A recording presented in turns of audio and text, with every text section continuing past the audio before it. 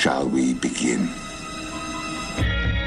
You are now listening to an altogether less fashionable variety of soccer podcast. Broadcasting live from the capital city of Columbus, Ohio. Welcome to ACES Radio. I got the new wings with the Zima flavor sauce. I've given this no thought whatsoever. Hashtag probably riding cock. They're in your face. They're a little different. I think it's super cool. I love them. Jamie, ignorant slut. Hold on to your butts. Now, here are your hosts. Not Morgan Hughes. Rest. John Zadar. And Darby Snarpus. Greetings, edgelords, shitlords, and bezlords. If you are hearing the sound of my voice, you've made that same mistake you've been making for 154 episodes now. You've joined the garbage podcast known as ACES Radio, a podcast about soccer in a year in which soccer isn't really a thing. We're here. We're back, lads. We're in phase one of this weird MLS restart thing with the condensed schedule. But, of course, we're all stuck at home. Or in the case of some people, we're stuck in hotels full of meth heads. How you doing, Brent? Oh, I'm doing great, Drabs. How are you this week? I'm great. Would you like to tell the audience why we're recording 15 minutes later than usual tonight? I mean, the audience would never have known that if you hadn't just said anything. I know, but I would like to shame you publicly in front of our literal dozen of listeners. All right, you can feel free to shame me for having a couple of drinks down by the pool. That's all right, Drabs. So you were in the pool of contagion. Yep, correct.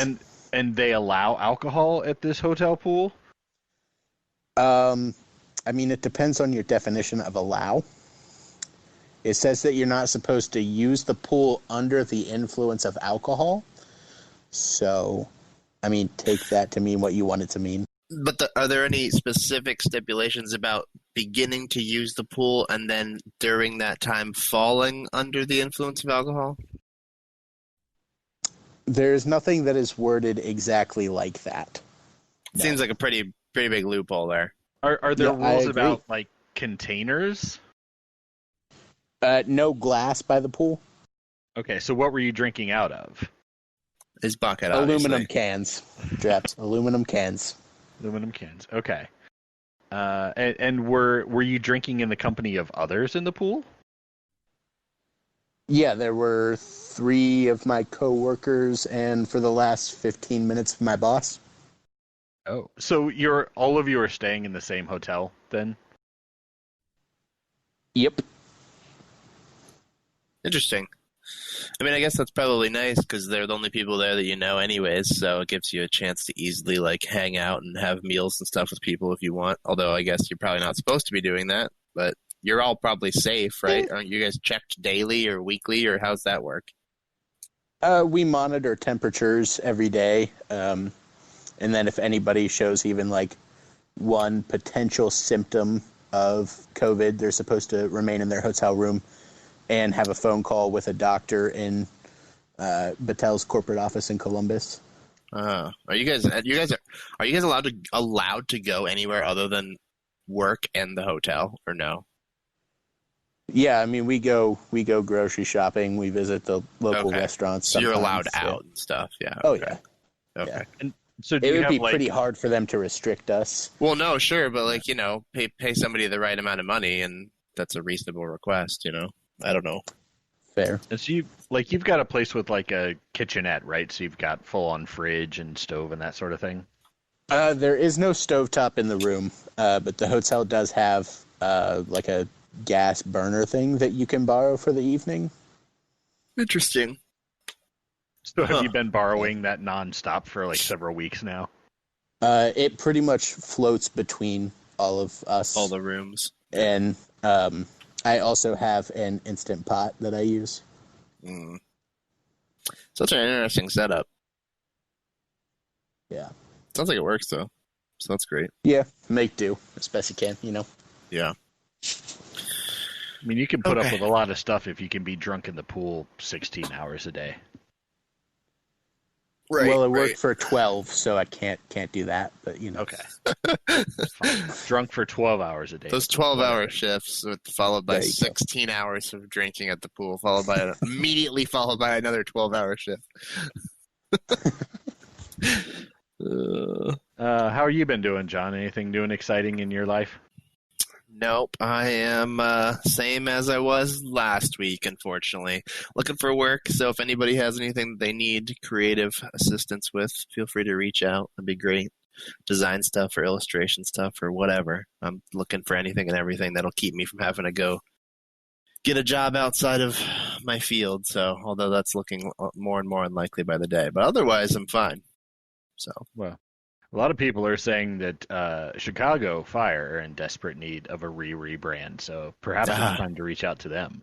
Well, I would be happy to reach out should they desire that, but I don't get the impression that MLS or its teams have a lot of spare cash to be throwing around at the moment. So, yeah, from what I understand, the dude who owns RSL just laid off like 50 fucking people in a temper tantrum. So. I saw some very small inklings of that on Twitter, but I was running errands majority of the day, and so I didn't really dig into it. Do we want to talk about that at all? Because I won't have a lot to say about it, but it's maybe an interesting topic. Yeah. I don't know. We can talk about that. I think it might intersect with conversations later. So okay. Yeah. Great. Yeah, we'll definitely have the opportunity to touch on that. Perfect. So, sounds good. Yeah, so how are you, Drabs? Let me hold on. Let's do a lad check-in with you. How is Darby? How is the household? How is the lady? How is the groundhog? It's pretty good. The groundhog, which Kristen, I believe, has decided is Gordon. So he must be Canadian, would be my guess, and he's migrated. Really going out on a limb there by naming it something alliterative. Yeah, you got to go with the alliteration, right? For sure. Yeah, no, he's chowing down on stuff in the backyard, taking care of some weeds for us, random birdseed that falls to the ground. So, Kristen did nearly die this weekend, and I blame the Stankies for it 100%. They basically tried to assassinate her. So, have you been yet to the new Stank Manor in Dublin? One time for Thanksgiving thing, I think, but it was in the evening, and so I don't necessarily remember a whole lot about the place, but you were drunk, sure. I believe you mispronounced the word Stanksgiving. Thanksgiving, pardon me, excuse me. I don't believe it was. Isn't that like a separate holiday away from Thanksgiving? I don't know. Either way, I've been there one time, and it's probably been in like a year or so. Like right around when they first moved. Right. What's the lead in here, Darbs? So we went over on, I think it was Saturday, to have some socially distant beers on their back patio with Yvonne and Bill. And they have a very lovely wooden deck back there. And because it's an old neighborhood, they've got good, decades-old trees. Including they have a tree that actually grows up through the middle of their deck. It's kind of like built around the tree. My grandma had a really cool deck like that with a tree growing up to the middle of it. Yeah, it's kind of sweet. And they've trimmed off a lot of the branches clearly over the years because they're basically for 20 feet up. There's no branches. Yeah, it's cleared. Cleared out. Yeah, exactly. But so back there hanging out, and occasionally you'll have an acorn dropping down and hitting the deck and that sort of thing. So at one point, I hear kind of a louder noise up above. There's animals and nature and shit up there. A couple seconds later, there's this huge thump, right behind where Kristen is sitting. And I look over, and there's a fucking squirrel on the deck. Oh. What? No, there's a squirrel just frozen, looking confused as hell. It kind of blinked a little bit and then just shot back up the tree. Yeah. Yeah. Apparently they're raising kamikaze assassin squirrels in their backyard. That's the only explanation I can come up with. Dude, that's insane. Yeah, it must have come from a couple stories up because there are no low-hanging branches, like I said. Dude, I've seen some squirrels fall like that, just like straight up, like either jump and miss a branch or whatever brings it about. But I've seen squirrels fall like 40 some feet and just hit and land, and they do the same thing. They just sit there for a minute like they're stunned, and then they just take off again like there's nothing wrong. Right? Yeah. It was so. But in the back of my head, I was having that image of like, oh god, if it had fallen like into her lap, you would have had one of those, like the scene from National Lampoon's Christmas Vacation where they're all like running around with the squirrel chasing them back and forth and stuff. Oh my god, yeah. To make no mention of just like how bad it would hurt to get hit in the head with a squirrel from 40 feet up. Like, right. Like, they're furry, but I heard the thump it made. Those things, they're apparently more solid than they appear. Yeah, I've always wondered if like when that happens, are they just like cool? Like, is it kind of like a cat and / ant situation where like an ant can fall like 3 stories and be totally fine, and then cats just land on their feet and so it just runs off and it's cool? Or is that squirrel just running off completely like bleeding on the inside, all of its organs are ruptured? Like, I think if you go on YouTube, I think you can find science videos of like squirrels have evolved in a way. I think they kind of do like they spread their arms and legs out as far as they can to kind of slow their fall, and then they like cushion themselves at the right exact moment. So yeah, all of the squirrels who couldn't do that died long ago from falling out of fucking trees. Now that you mentioned that, I do remember seeing a video at one point where a guy was like breaking down slow-mo footage of this like obstacle course he had set up for squirrels, and the last obstacle was like if they stepped on this one spot, it like launched them into a net, and like the speed with which they like react to being thrown and like twisting their tail and like even just like how quickly they turn their heads to like eye their landing spot is just like, it was really impressive. It's crazy. Yeah, it's wild. But so I'm gonna need you to learn the same kind of techniques, Brent. Yeah, I mean, he could maybe use his bucket as a sort of parachute. Did you ever do that as a kid? You're like, oh, this bed sheet, this umbrella I've got, this is going to slow my fall as I jump off the roof. Yeah, this concave-shaped thing will do what it's supposed to do. Yeah. I'm going to put a bucket on your head and then push you off the roof, and then we'll figure out how well that goes. Oh, my God. I'm willing to pay for the bucket for this experiment. Yeah, I mean, if you think you can get me up on top of the roof, then more power to you, my friend. Anywho, we've got a couple of games to talk about here, lads. After, months of weird stop-and-go bullshit, now we're in the, as one might say, the meat and potatoes of the season. So, first up, we have a game the crew played at home at Maffrey in front of absolutely zero fans against the Chicago Fire. I'm not going to go through all like the subs and that sort of stuff because you fuckers can just see that online if you need to.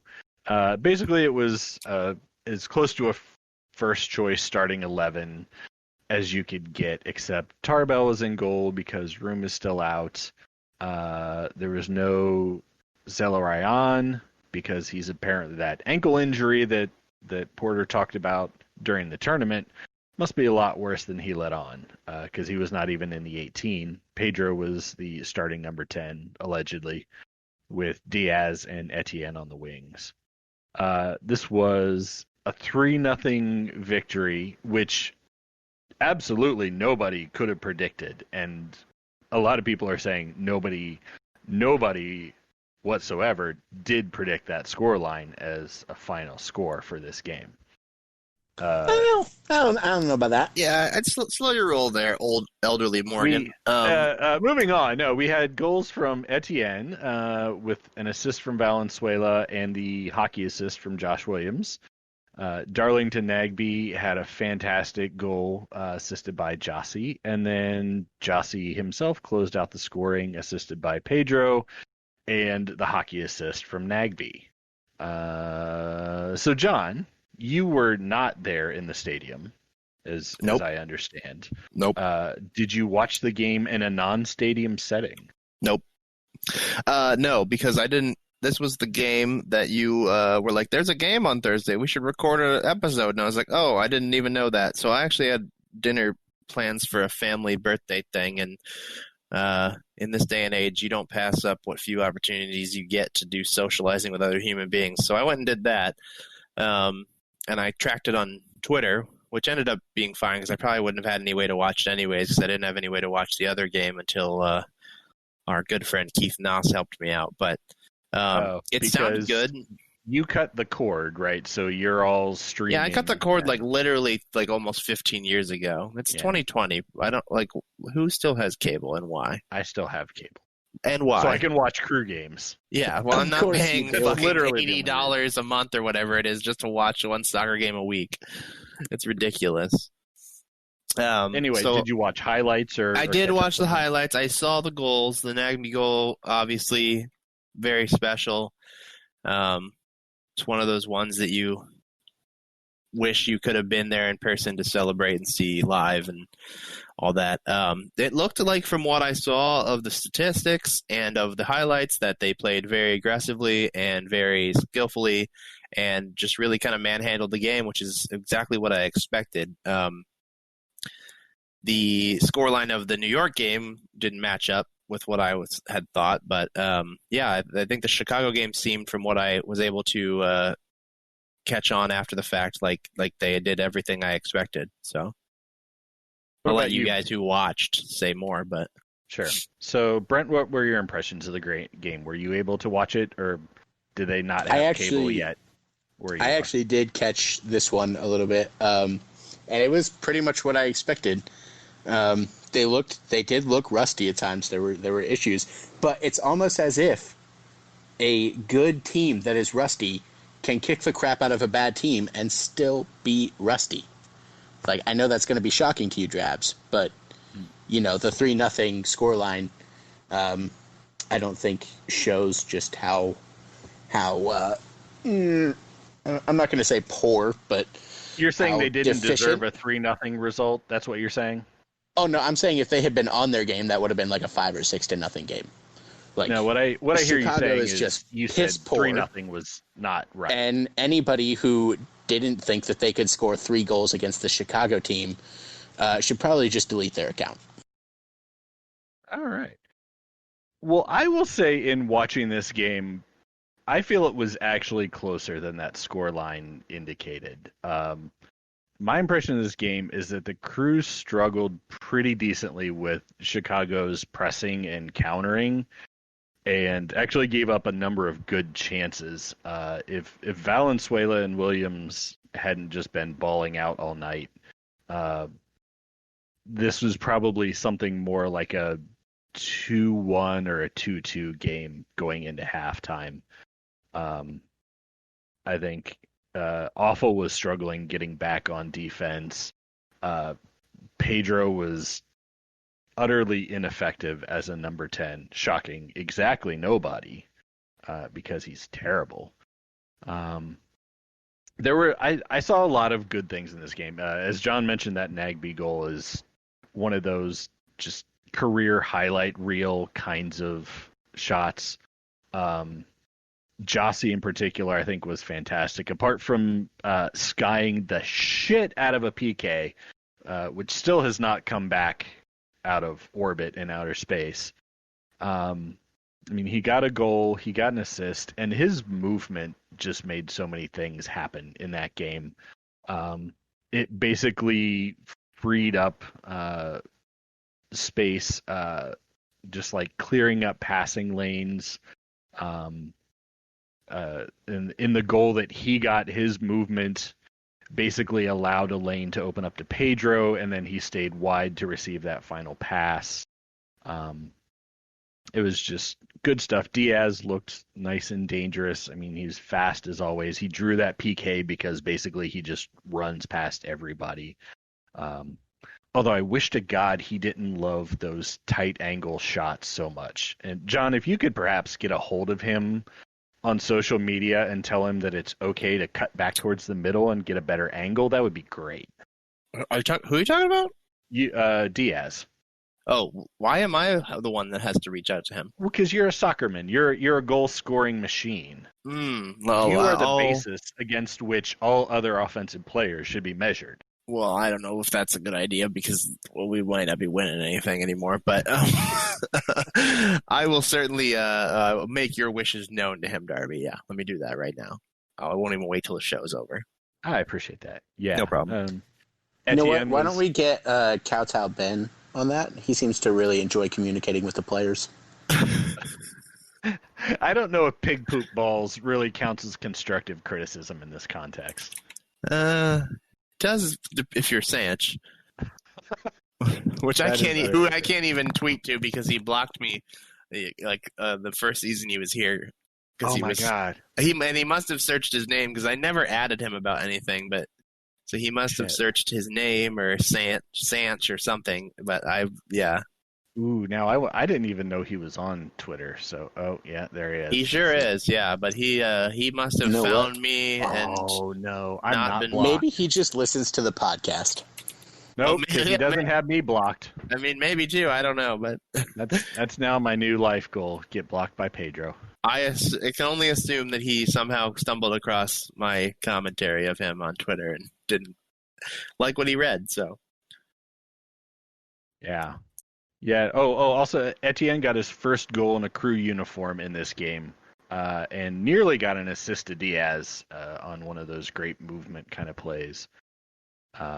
So yeah, despite the fact that the team prefers, one speedy winger and one more technical winger, having two speed guys on the field, it seemed like they did play pretty well. And 3 points is 3 points, and you got to take it. But a lot of people are saying that in the 80th minute of this game, a 1-0 scoreline looked like the smart prediction to make. More on that later. Moving on to the second game, Crew playing New York City Football Club in their home stadium in Harrison, New Jersey, home of the New York Red Bulls. We had a good amount of rotation in this game. I believe there were 4 new starters relative to the previous matchup, including Chris Cadden and Abubakar Keita and Hector Jimenez on the back line. Sebastian Berhalter stepping into the midfield in place of Artur.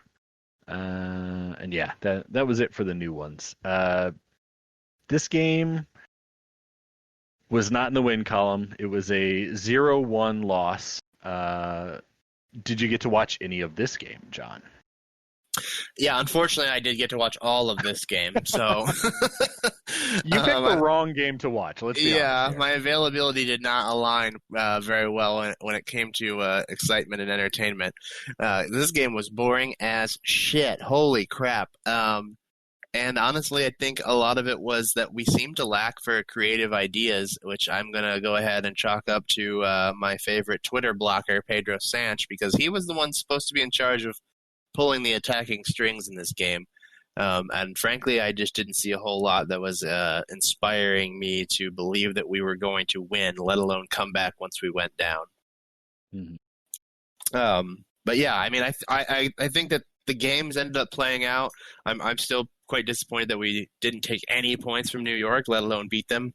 But they played out exactly the way I thought they would, and well, like I said, they would last week. In that, I think Chicago is exactly the team that their record shows them to be, whereas I think New York has a bit more to them than what their record shows them as having been so far. So I wasn't surprised that we dropped points. I wasn't pleased by it, but I wasn't surprised. So, sure.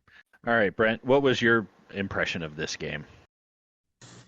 Yeah, so this one I actually did not get to see. I didn't see any of this, so I don't have a ton of takes for this. You are the lucky one. Yeah. Sounds like I picked the right game to miss out on. I will ask though. In reading after the game, it sounded like there was actually a pretty solid defensive effort with like 1 or 2 key mistakes. One of which was made by our young center back. Is that correct? Yeah, I mean, we lost the game solely off of the that unfortunate giveaway by Kaida. Otherwise, it was all around a very defensively strong game. Yeah, for sure. This was one. Obviously, the game literally did come down to that, and that's not. I think the nice thing is, from what I've read online, Kaida is taking it kind of. He took it as like his fault, but it sounds like the team has been very encouraging of him. This sort of shit does happen at all levels with all teams. Every once in a while, you just have that. That pass you make that you want back. And I think he knew the instant he hit that ball that he'd fucked up. That Bear dude was just like, he was waiting. He was keyed up for that pass. He stepped in at the right time. It was a good play on their part, but it's certainly not the end of the world. It's important for everyone to remember that kid's 20 years old, so yeah, he's gonna make mistakes, just like everyone makes mistakes. But he's potentially prone to a few more because he's still real young and real new. And frankly, the fact that he's been playing as well as he has is amazing. And I do believe I remember Jordan saying on the broadcast that this was the first time that back four had played in a game together. So it was another situation where there's a little bit of newness. So you're bound to have stuff like that. And unfortunately, his one mistake led to a goal. So yeah, and in fact, Mensah made an almost identical mistake not long after that in the game, where he basically had a bad turnover in a very awkward position, and Tarbell wound up coming up with the save. I will say, interestingly, the official layout in this game, if you look at the formation on the MLSsoccer.com website, they came out in what's nominally a 4-4-2, with Pedro being the second forward. Now, functionally for this team, I don't know that there's that much difference. I will also say, getting back to John's point about Pedro not being very creative, his distribution map for this game looks like a serial killer came at it with a knife. There are just red lines everywhere. He was horrendously bad. And for the second time in these two games, when it came time for subs, he got pushed out to the wings, and Nagby took over as the number 10. Which, particularly in the Chicago game, Nagby looked pretty comfortable up there. And in fact, that was when he was able to get his secondary assist on Jossie's goal towards the end of the game. He was in that 10 spot.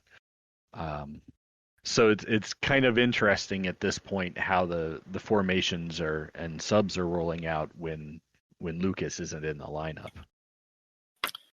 Yeah, I think that it's going to be real easy for people to kind of forget that Pedro Santos costs us a dickload of money, and that the pressure needs to stay on to, as far as like expectations for him are concerned.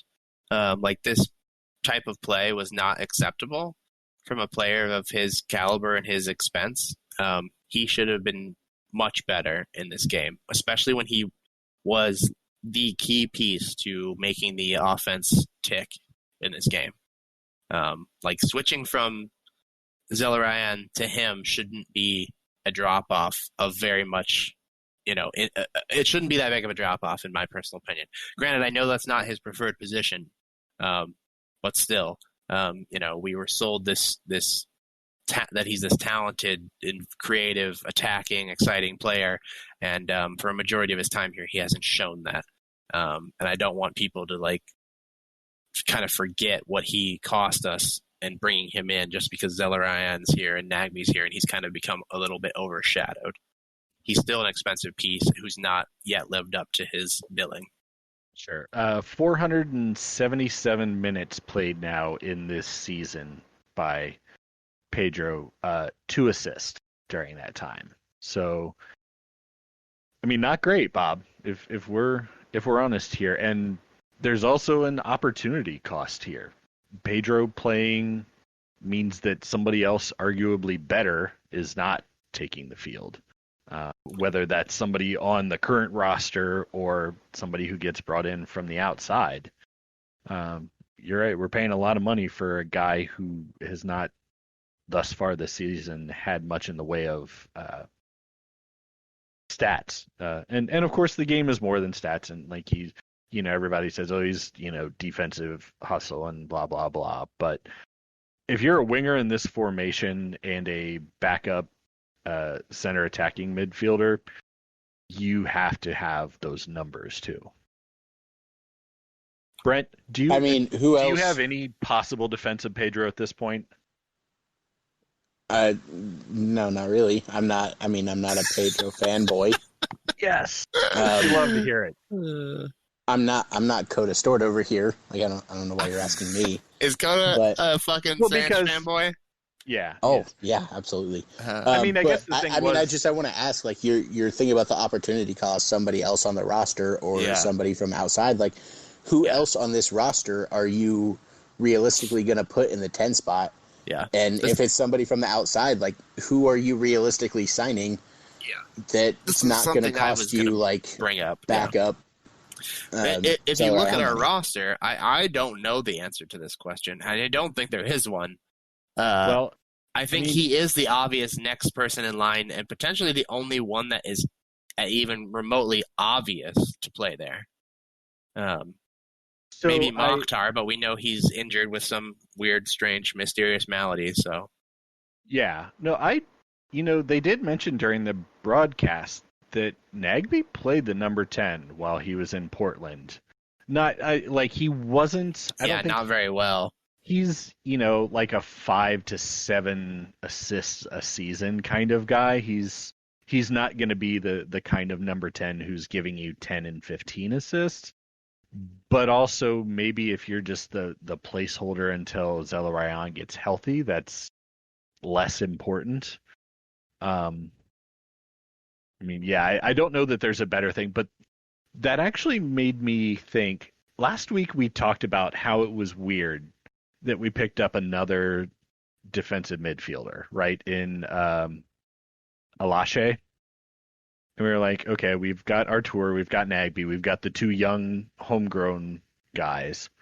Why are we getting another one? And the thought that occurred to me is maybe at this point Nagby is sneaking up on becoming the backup number 10, and they're figuring out they're going to need some depth in rotating the defensive midfielders behind him then. Berhalter's getting a lot of play as a result of this approach in the past two games. He came off the bench in the Chicago game, and then he actually started against NYCFC. So I think there's some potential possibility. Boy, that's redundant. I think there's a possibility that Porter is looking at his boy Nagby as the second choice number 10 at this point. Yeah, if that's the case, I think that's probably something I'm certainly willing to attempt. It didn't go horribly in Portland, but I think we all know Nagby's best position is that deep lying defensive midfielder. He's almost like a Tony Chani on steroids with the level of physicality and the vision with the long range passes as opposed to like the closer to the box type stuff. But so he's like a good Tony Chani. Well, that would be true if you were suggesting that Tony Chani wasn't good, but Tony Chani was. I was going to say, you remember that redundancy thing you were just talking about a minute ago? Terrible. Well, you just did it again. Yeah. So anyway, okay. What I hear is that Darlington Nagby is definitely better than Tony Chani. Sweet. The other thing from this game that I wanted to mention, 19 fouls committed by NYCFC during this game. John, you mentioned that there was no creativity. I would say there was also no rhythm in this game, and it was because they were brutalizing the Crew players, and the Crew never had an answer for that. Well, there's not really an answer for getting like continuously fouled, right? What do you accomplish? Fouling back isn't necessarily accomplishing anything because fouling back isn't restoring the rhythm. You really need to rely on the referee to do their job, and that's why they're there. And I don't know what his thinking was in not being more aggressive with the discipline. I did look up the fouls after the fact, and I did notice that which surprised me, I noticed that the most fouls by a single player on their team was 3. I would have suspected that I would have suspected there had been a player with 4 or 5, but I guess they were just spreading them out quite a bit. So maybe that was what was leading to it, was that he felt that there wasn't anyone that was being consistently too aggressive. I don't know, but I think you still, when you're seeing that number of fouls, you still have to do something, even if it's a guy's first foul. If you've just watched 4 or 5 of his buddies in the last, literally the last 5 minutes, 1 a minute, clear out an opponent, then someone needs to be the scapegoat here and get a yellow to show the rest of them that that's not going to be something that's going to be allowed to continue. But that really never came until it was far too late at that point. And there was no real rhythm gained. But a team that's good, a team that is supposedly as good as the Crew, should be able to find those moments in between those spurts of fouls to make something happen. And they never did. Although I will say there was 3 goals called back for offside, which a lot of people wanted to bitch about on Twitter, but which all seemed pretty obviously offside to me, even in the run of play without the reviews. So, oh yeah, the offside calls were absolutely spot on. I don't think anybody should question that. I thought it was really weird that they kept holding the flag down on those because, I guess not so. The Adi one at the end, they threw it up pretty quick. But the first one where Jossie scored. And I think there was one where maybe Diaz got in on goal and took a shot and it got deflected or was missed. And there was a 10 or 15 second delay, it seemed, between the pass that led to the offside and then the flag going up. And I as a player, that's the new rule. That's the new way they're supposed to do that.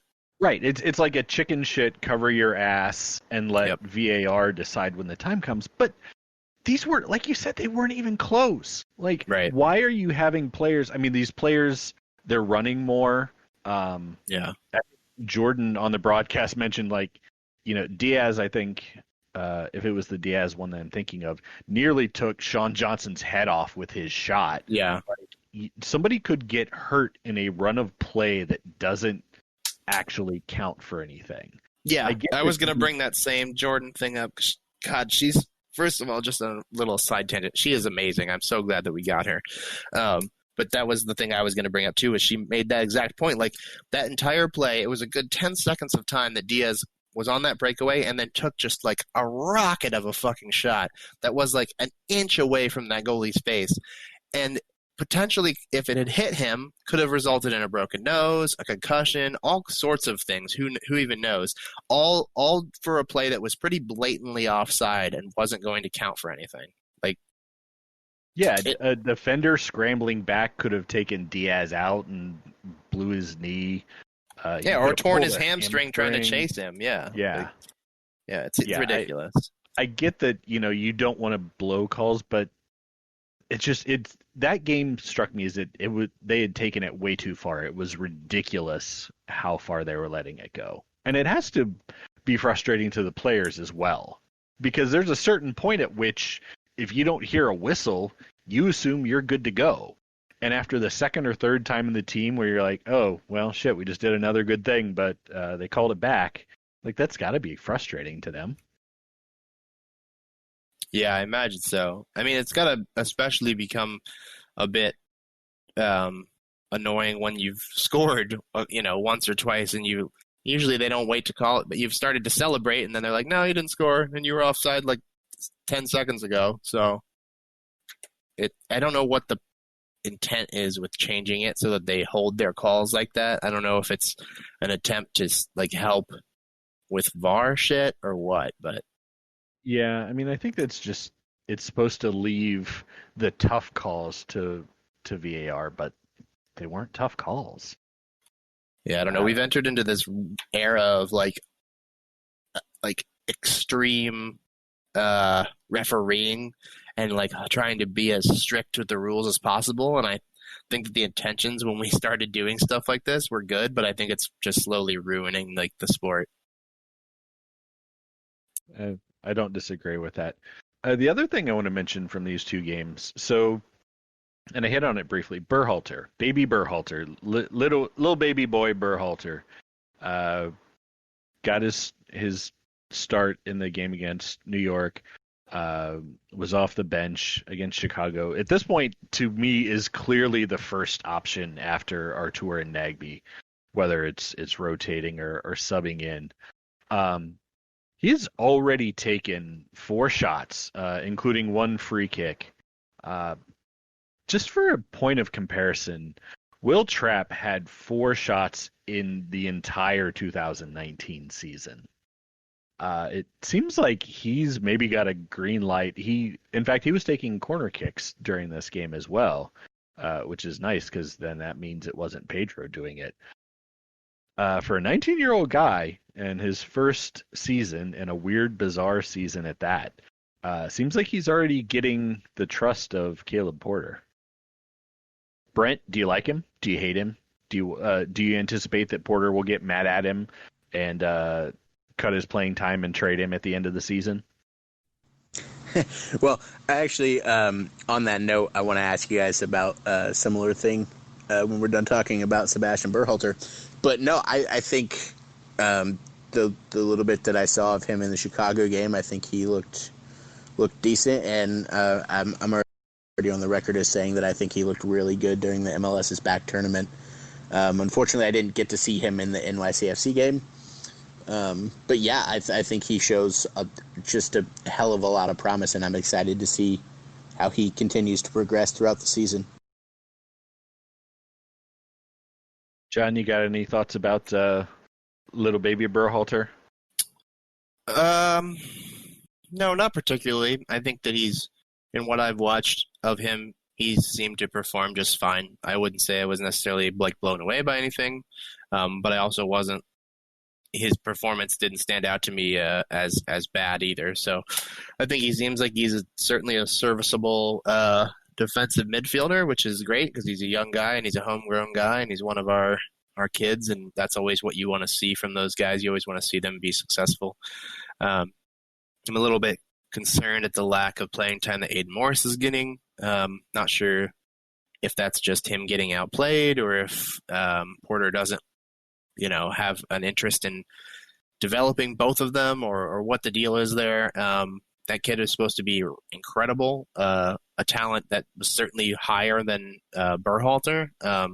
So I'm just a little bit, I don't know what the word is, concerned or interested to know why he's not been seeing more field time, but hopefully maybe that'll change as things progress. I certainly would love to see him over that new guy, should it come to that.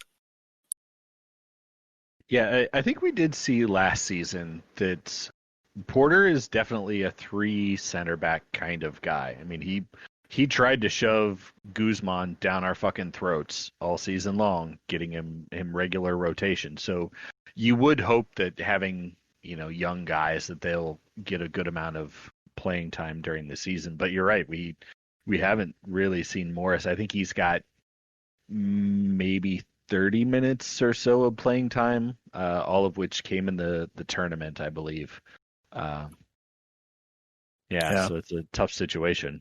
I would suspect, given what we believe the schedule for the remainder of the year to be, is that at some point we're probably going to see almost everybody on this roster get some minutes. So I'll just be looking forward to that, because I think that we're going to end up with just so many games in such a short period of time that there's going to be really no choice but to try to rotate as many people through as you can. Sure. Although, on that note, there is a possibility there may not be even as many games as we thought in this shortened season anyway, because on Wednesday there were either 4 or 5 MLS games. Hang on. Oh, wait. Sorry. Okay, I wanted to ask you guys about this other thing real quick before we get into more serious topics. Oh my God. So you mentioned earlier about Caleb Porter's past handling of mistakes by young center backs. Ooh, so I wanted to ask you guys about his response to Keita's mistake. I understand, though I didn't hear it directly, it seemed like he was a lot softer, a lot gentler. And I'm just curious, like, do you think that's a lessons learned kind of a thing? Or is it more of a one was his guy and one is not? Like, what is the difference there? Like, why was his response so vastly different? John, do you want to take this? I'm gonna pull up the Dispatch article so that we can get like more direct quotes here. Sure, that's fine. Why don't you get that pulled up? I think Caleb Porter is potentially a psychopath in disguise. So no, I don't think he's like necessarily learned any lessons. I've heard some like very not savory things about him, and I'm fine with the fact that he's our coach because I have no say in anything. But I don't particularly like the man based on what I've come to learn about him. If he wins us some games and some trophies, like fine and all well and done. But certainly, personally, I'm not going to shed any tears for him when he goes. I don't think he's treated players like Alex Crognale respectfully in ways that I want, especially homegrown players treated. But I don't want any players treated that way because that then reflects on the club and the city as a whole. So I have no idea what the difference here was. I don't know if this was just he didn't like Alex Crognale and he does like Booba,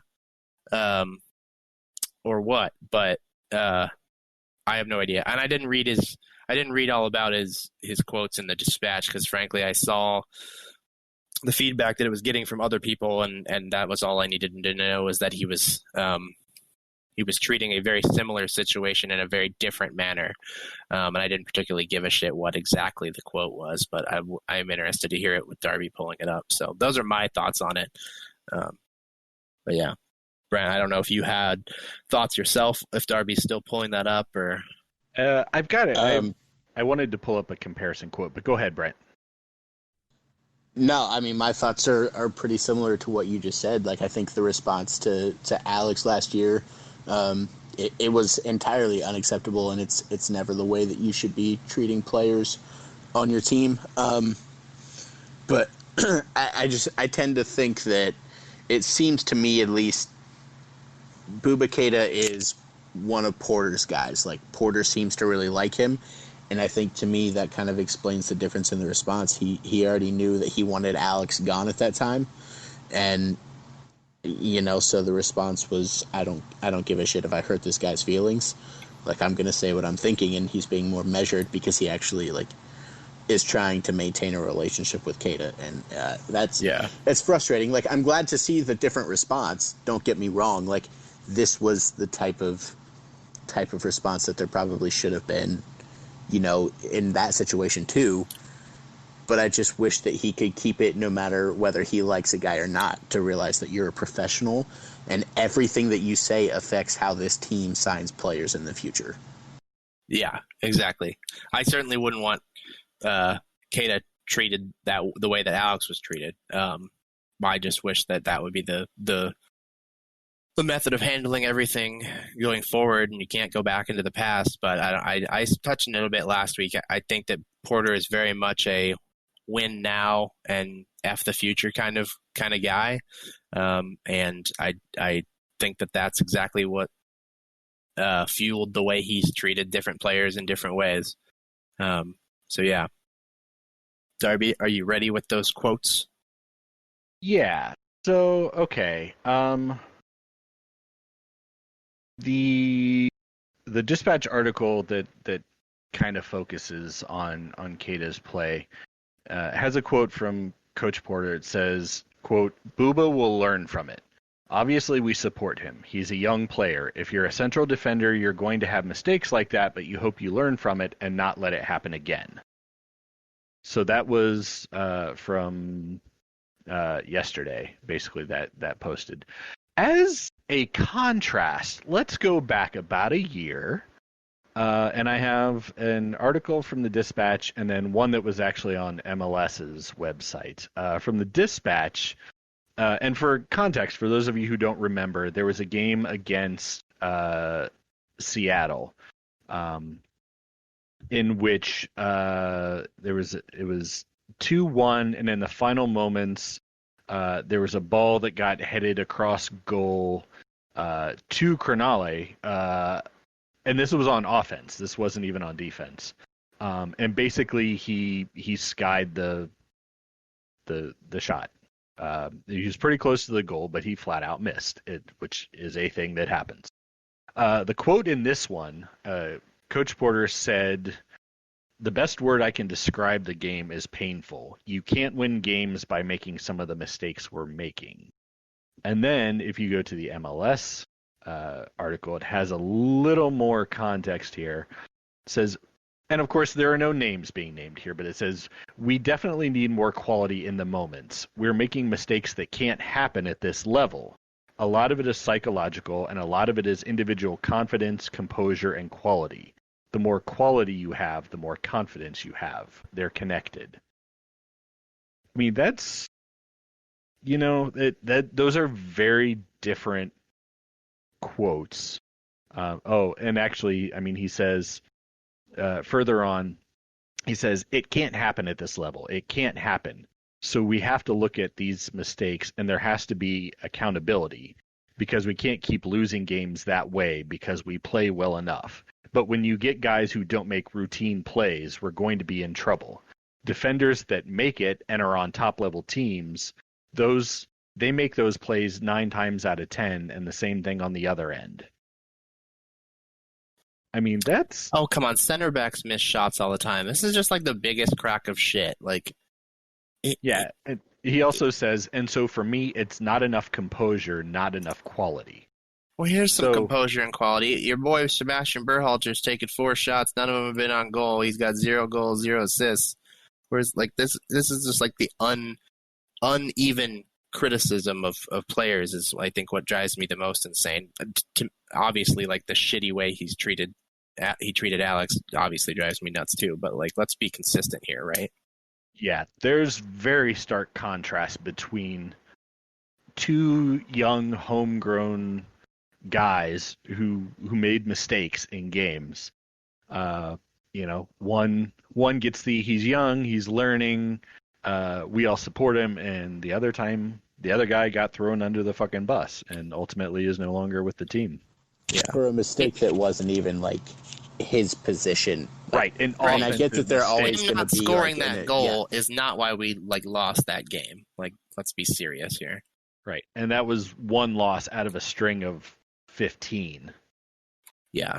The kind of criticism, if it's going to be dished out, who it should be dished out to? It should be dished out to expensive veteran players like Pedro Santos. People who've been at the game for a decade, they've got long careers, they know a bit more, they're more settled. That's who that kind of criticism should be held for, and it should only be then given in publicly, I think, like that in extreme circumstances. I don't think you need to tear anybody down like that in person. What do you think that's going to accomplish? How is that going to help them by embarrassing them in front of the world?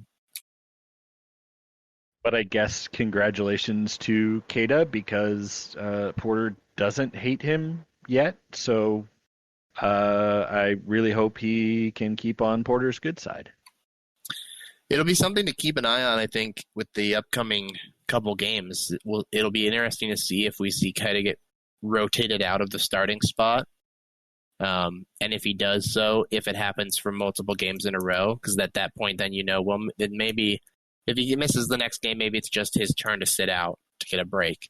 But if he's now absent for a few games in a row, then you're thinking, well, maybe Porter's saying one thing, but he's obviously behaving in a different way.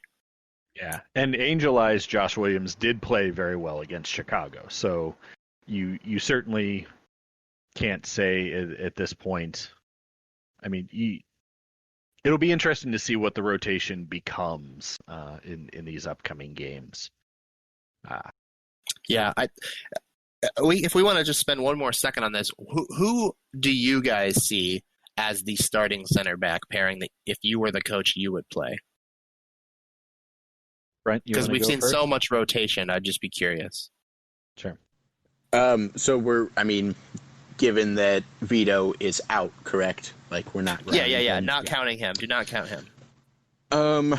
Man, that's really tough. Obviously, John is going to be one of your starters. I don't Thank you. I'm excited to start. But between Josh Williams and Bouba Keita, man, I don't know that I can make that pick right now. I might lean toward Bouba Keita just because he's younger and to get him the experience in this time right now, I think is a really good thing for him. But aside from just getting him experience, I don't know that there's really an edge for either one of them, in my opinion. I hear what you're saying. I might lean the other way in this weird short season where whoever wins the season, of course we know there's going to be an asterisk next to their name, but you've got a crew team that's in the running for a supporter's shield, assuming there is a supporter's shield.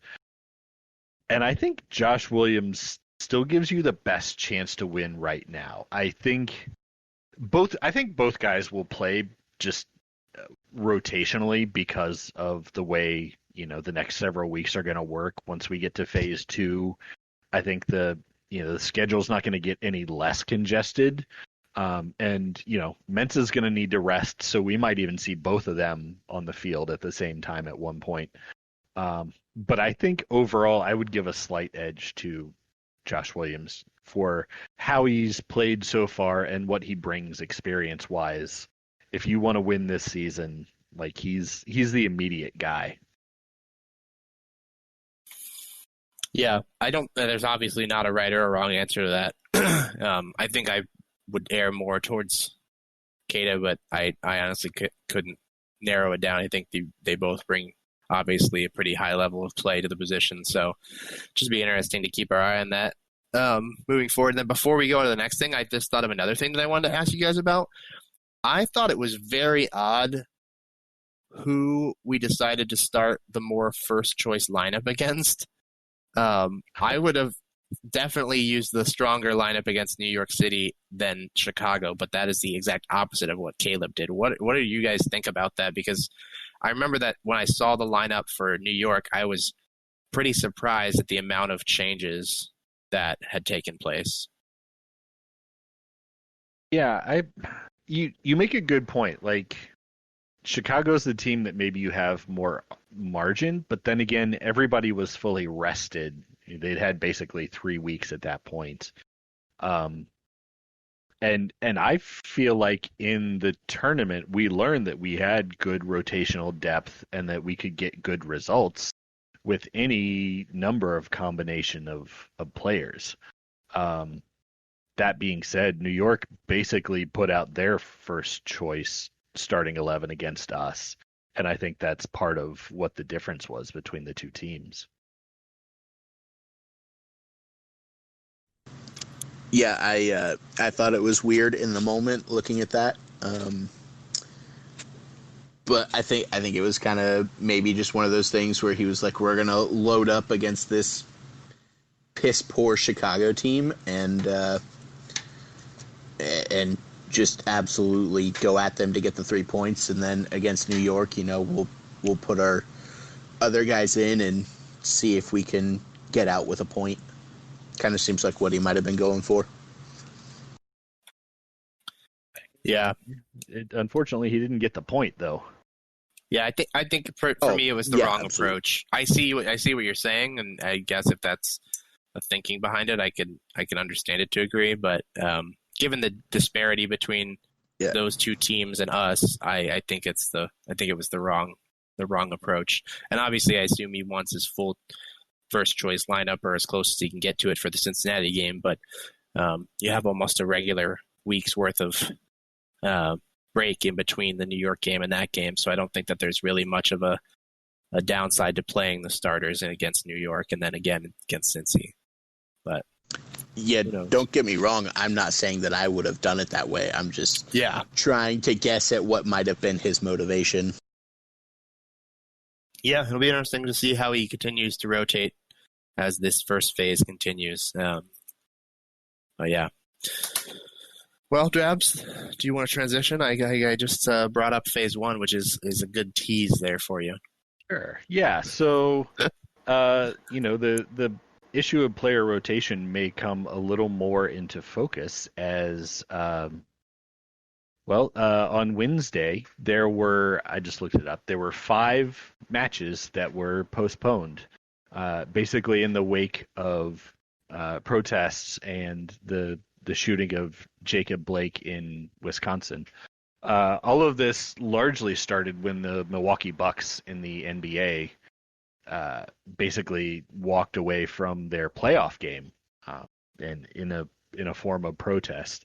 A couple other NBA teams did the same thing, and then 5 MLS games were postponed, basically because players made the choice not to play in protest, which some people called a boycott, including myself. But the more accurate term for this really is a strike, given that they are literally employees of the league. This is essentially a kind of unionizing effort where they are withholding their labor in order to enact social change. Now, of course, MLS being MLS had to issue a statement which made it sound like they were fucking owning it. Quote, Major League Soccer has made the decision to postpone the remaining 5 matches, and then it lists the 10 teams involved, scheduled for this evening. Each match will be rescheduled. And of course, their website is just covered with, articles currently relating to this. But let's be honest, the players forced the league's hand in this. They essentially were going to be walking out of games, and so the league just sort of said, "Oh yeah, no, we're going to postpone these." When the fact is, they didn't have any fucking thing to do with it. This has now been sort of further dramatized out in Utah because Dell Loy Hansen, who is the owner of RSL and also Rio Tinto Stadium and a shitload of real estate out there, basically shit-talked his players and said they didn't care about the effect it was going to have on fans and team employees, and basically said, I'm going to go lay off 40 or 50 people right now because my team doesn't want to play soccer. He also locked them out of their training facility today. Yeah, there's been some stuff going on today. They got locked out of the training facility. MLS is now indicating that they're going to be investigating Hansen, basically for his statements and what he's been doing. Basically a billionaire got pissed off that his players protested, and he started firing people as a result. This, of course, is a guy you may know because he got kind of internet famous for the fact that he would piss and moan about salaries and stuff, and he bought like a $3.9 million coin as a collector's item. So clearly not a guy who has to worry too much about money, and yet here he is cutting salaries and trying to blame it on protests. So John, just to start off, what do you feel about this movement and this decision to strike and send a message? I have feelings that go both ways because frankly, like, these guys should not have to be doing this. These guys and gals. I do want to call out and make known that, like, the WNBA has been doing protests of this variety and others for a very long time. They are like the OG athlete protesters, and they never get any fucking recognition for it. So it wasn't just the NBA yesterday. It was also the WNBA, NHL, and the MLB and MLS all ended up having games that they needed to cancel because of player strikes. And I don't believe that there are any games happening today either. I'm not sure. I'm looking. I was just trying to scour ESPN real fast. It looks like the baseball games that were set to take place tonight have been canceled, potentially. Yeah. MLS has no games scheduled today, so it's not an issue for them yet. There are games. Okay. There is a game scheduled tomorrow, and then a slate of course, on Saturday. Okay. Oh, no, wait. Okay, so it looks like maybe I'm wrong, and MLB has games happening right now. Brent, you're a baseball boy. Is that true? Do you know? I actually don't know. I haven't been checking ESPN today very much. John, he's been drunk in a pool for the last 12 hours. He has no idea what's going on at this point. Yeah, it does look like there are games happening right now in Major League Baseball. So obviously they weren't real about it. A one-day strike accomplishes nothing. These guys and gals all shouldn't have to be doing this. The leaders of this country should be taking this epidemic of racial bias and just flat-out murder more seriously. But when they aren't, then it requires all of us to step up. And so it's nice to see these guys who have a platform and have power and have influence putting things on the line and stepping up and saying, we've had enough of this shit. We want to see some real change because they do have an immense amount of influence and power. And it's nice to finally see them using it and not leaving a few people like Colin Kaepernick out to kind of shoulder the burden on their own. So I was really proud and excited to see that. I don't particularly give a shit how long this goes. I want it to go on as long as it needs to go on for change to be enacted. If that means no Cincinnati game this weekend, so be it. If that means no more crew games the rest of this year, so be it. I tweeted yesterday that I don't particularly give two fucks about sports as long as my black and brown brothers and sisters are being murdered in the street simply for being a different shade of skin than someone else, then there should be no fucking sports ever again. So those are my feelings on it. I'd love to hear what you guys think. Sure. And actually, I mean, you kind of lead into it. So, Brent, the Butthole Surfers over at Massive Report got to listen to Caleb Porter, and it sounds like at this point the Hell is Real game will be on for Saturday. How do you feel about the movement in general, and if it stands, how do you feel about Cincinnati and Columbus playing on Saturday? All right, so the movement in general, obviously, I mean, like, fully supportive of whatever players feel that they need to do to respond to current situations. Like, nobody is entitled to their fucking labor. And so I don't understand, like, the people that want to whine and bitch whenever they decide not to play because, quite frankly, like, people don't even know if they're going to be alive the next day just because they happen to look differently than other people. As far as Hell is Real, like, I know some of the players were at kind of the same press conference or were also called for interviews. I don't know how they're doing that right now. But the players indicated that they've discussed it and that as of right now, they are planning to play. I mean, I'm not going to, like, sit here and tell them that they, need to strike or that they, need to skip this game or whatever. But I mean, if you're going to be one of the only sporting events around because everybody else is canceling, I think it's going to look a little odd to me and not be the greatest message. Yeah, so for me, I appreciate the fact that this is very much a player-driven thing. These guys, you're right. Nobody has an inherent right to their labor. This is the most powerful platform that is available to them, and in fact, it's a platform that holds greater power than most of us get. I couldn't go on strike on my fucking job and have anybody give a shit about it, no matter what message I was supporting. My boss would just be like, nobody cares. Get the fuck back to work. So the players who are making these decisions, and it's not a decision I think that they make lightly. These are guys who have a passion for playing. Playing is their life. So to miss even a single game voluntarily for no reason other than that you are upset about what's going on in the world, that's I don't think that's a decision that any of them make lightly. They're not like the rest of us where we're looking for any excuse to have an extra day off work.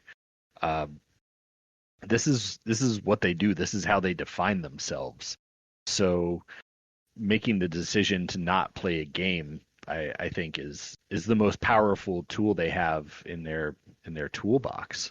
I absolutely fully support any players and any teams who make this decision. But I do think it is their decision. I would really, personally, I would prefer if Columbus and Cincinnati did not play on Saturday. Even as like a burgeoning semi-rivalry game, it's still a game that gets more attention than others. And if you want to send a message, that's a really ideal time to do it. I don't know where it's ultimately going to fall. I don't know at what point the players decide for certain whether or not they're going to play. I don't know whether they're receiving any pressure from the league to not strike because it's going to fuck up an already difficult schedule. But to any crew players who listen to this, which is going to be exactly zero, I think you have my support. As a fan, a sport is not more important than what's going on in the world. And we've already kind of talked about this with the coronavirus. I don't want you to go play soccer in an unsafe environment because I want to be entertained. I don't want you to play soccer in a world where you're feeling uncomfortable and want to shout from the rooftops just because I want to be entertained. My privilege in watching you play is in no way greater than your right to vocalize and try and make positive change in the world. So if the whole league wants to strike the rest of the season, I'm fine with that. If you want to strike 1 or 2 games, I'm fine with that. But it is absolutely your right to do whatever you choose in this context, and I can't second guess you for it. And that's all I got. That's the end of my rant. I think we all, for the most part, agree with that same sentiment of I think that it would be, this is the time, there's momentum and power here behind this important movement and this important social issue, and I would love to see us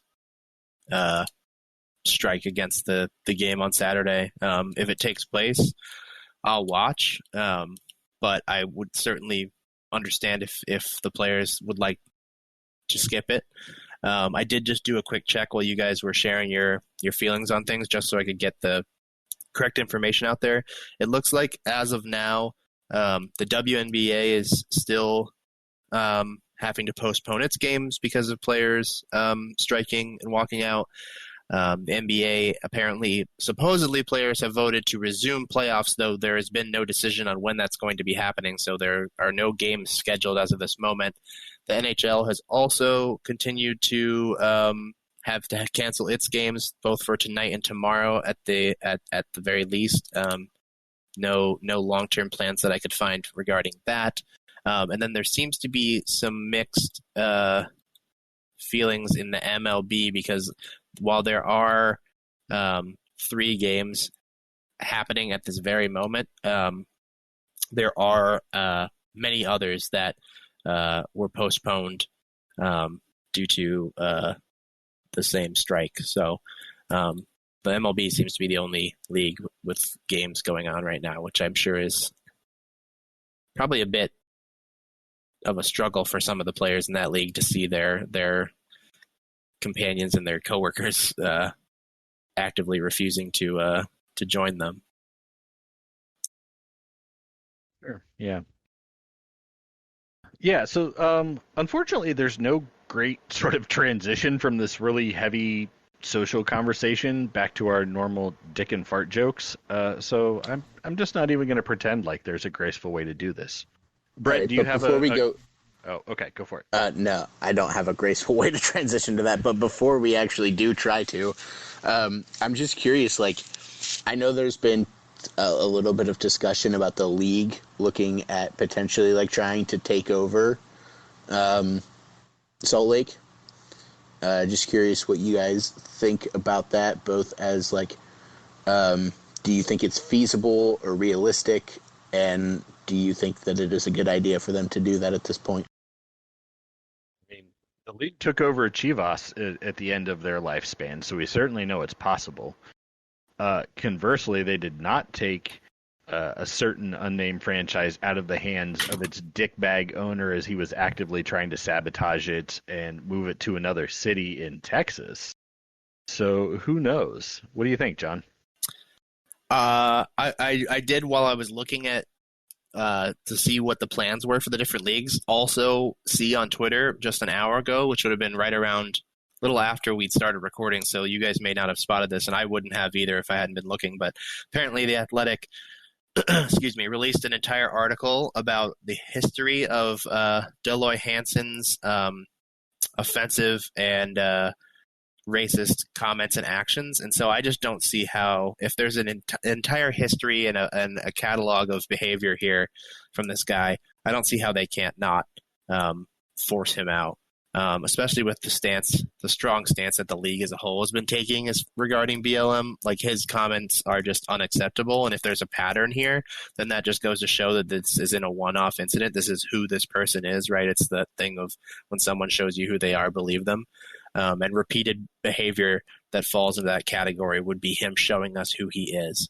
And so I would love to see the league force him out in any way possible. There's also a statement here that the Athletic shared just 13 minutes ago from the MLS Players Association, which I can read real quick if you guys want to hang on. Let me load it up.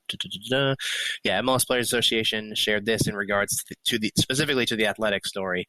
Allegations in tonight's Athletic story concerning RSL owner Dell Loy Hansen are sickening. MLSPA calls upon MLS to immediately suspend Hansen and conduct a thorough investigation. If the allegations are substantiated, then he must be forced to sell the team. So, well, let me read you Dong Arbor's statement that he released. I believe before that article came out. Yeah, it was at 5:13 p.m. that I saw this. So he starts out like, I appreciate Dell Loy Hansen's efforts to build the sport of soccer in Utah. His commitment to MLS, the NWSL, and the USL, as well as the game at the youth level, has been significant. However, I strongly disagree with the comments he made today and the way they were expressed. They do not reflect the views of MLS. This is a time for all of us to work together in the pursuit of racial equality and social justice. Major League Soccer and all of its clubs will continue to support and create initiatives that enact real change. So that's, I mean, it seems kind of waffly and trying to ride the fence as much as he can, which is not atypical for him. But I just wonder if that statement says anything to you guys, if you get anything from that at all. Well, as a follow-up to that, alongside the MLSPA statement, there is an official statement from MLS in response to the Athletic article. So let me share that real fast as well. The MLS statement says, we're deeply concerned about the allegations made in the report published this evening by The Athletic concerning language used by and the conduct of Real Salt Lake owner Dell Loy Hansen. Major League Soccer has zero tolerance for this type of language or conduct and will immediately commence an investigation. So I think it seems pretty safe to say that this fucking scumbag is on his way out of here. Yeah, but also, let's realize that deeply concerned is Susan Collins' favorite phrase, and that shit never goes anywhere. Sure, but when you're, I think that there's probably a bit more weight to this in the fact that you're saying they're releasing that statement at the exact moment that their players are actively refusing to play games. I mean, if they now know that the players aren't afraid. So if this isn't met with some sort of legitimate vetting and the players don't see the investigation as being one that has been taken seriously, then I think that they risk them striking again. Yeah, I would love to see, this is a situation where you'd love to see the players take a stance. I just frankly have concerns that the single entity structure of MLS doesn't give you an easy way to cut out a dickbag like this. And frankly, he is a billionaire with a B, which we know that MLS loves.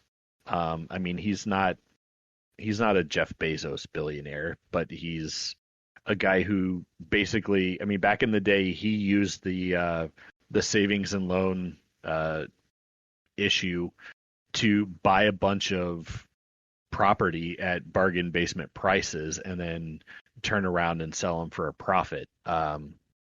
He didn't invent the next big internet thing. He just took advantage of a shitty real estate market and made a crap ton of money out of it. But I mean, it's going to be tough to carve a billionaire out of the league, especially for a team that is in the every year you've got the Forbes valuations of teams. RSL is on the lower end. A lot of their value comes from their stadium, which, by the way, he does own. So even if you get him out as an owner, he's still got a stadium. So you presumably have to buy him out of that. And I don't know if MLS has the money right now in this season because of all the revenue they've lost. I'm not sure they have the money to buy him out in the first place. Maybe they could kick him down to minority partner so that somebody else can run it. But I think they might be in a lot of trouble with this.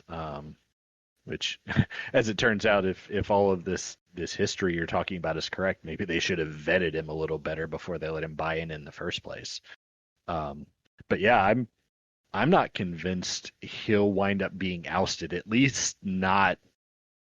I would say probably not before the end of the season, at very least. I'd like to believe it, and I'd love to see the players, fucking riot over this, and the fans to riot over this. But I'm not confident there'll be a great outcome as a result. Yeah. Well, if Major League Soccer had given a shit about Black Lives 10 years ago when RSL joined the league, I'm sure they would have vetted him out. But they care. The league only cares right now because it's a trendy thing. I do not believe that the league itself actually gives two shits about any of these social issues. Well, no, they care because they have to. It's affecting their bottom line because their players care. Right. So it's like the minimal effort that they've always made with the Pride nights and things like that. This is the same vein. But we'll see. I think that the players have more power. They've always had this power. They've just now either discovered that they have it or have finally gotten the courage to use it. So now that they have, hopefully they are not afraid to flex that muscle a bit more when things like this, or even just when it comes to their collective bargaining discussions in the future come up.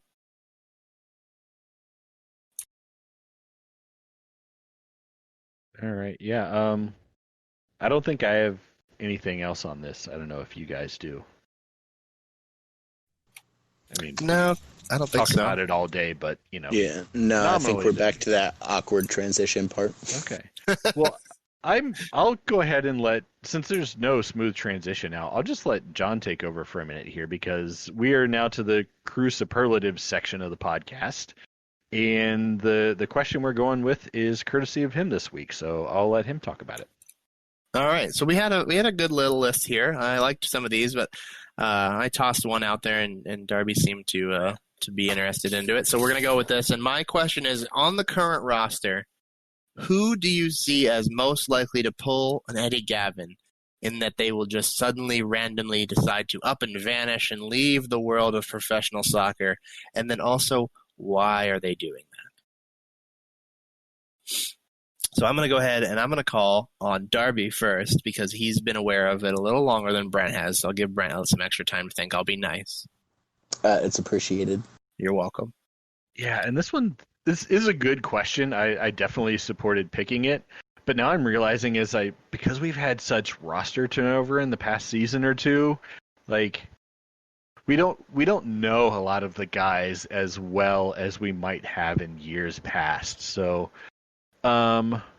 actually, okay, I think I've got it. I am going to say that the person most likely to pull an Eddie Gaven and just randomly disappear is going to be Matt Lampson.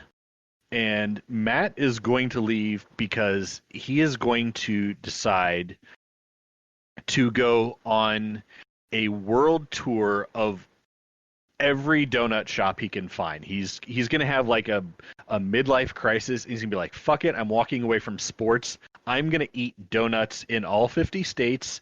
And then I'm going to start traveling the world searching for the most amazing donut I've ever had. And he will spend the rest of his days doing that. Oh, that was a much lighter and more fun reason than what I originally popped into my head as soon as you said Matt Lampson. And I thought you were going to say he got cancer again or some shit.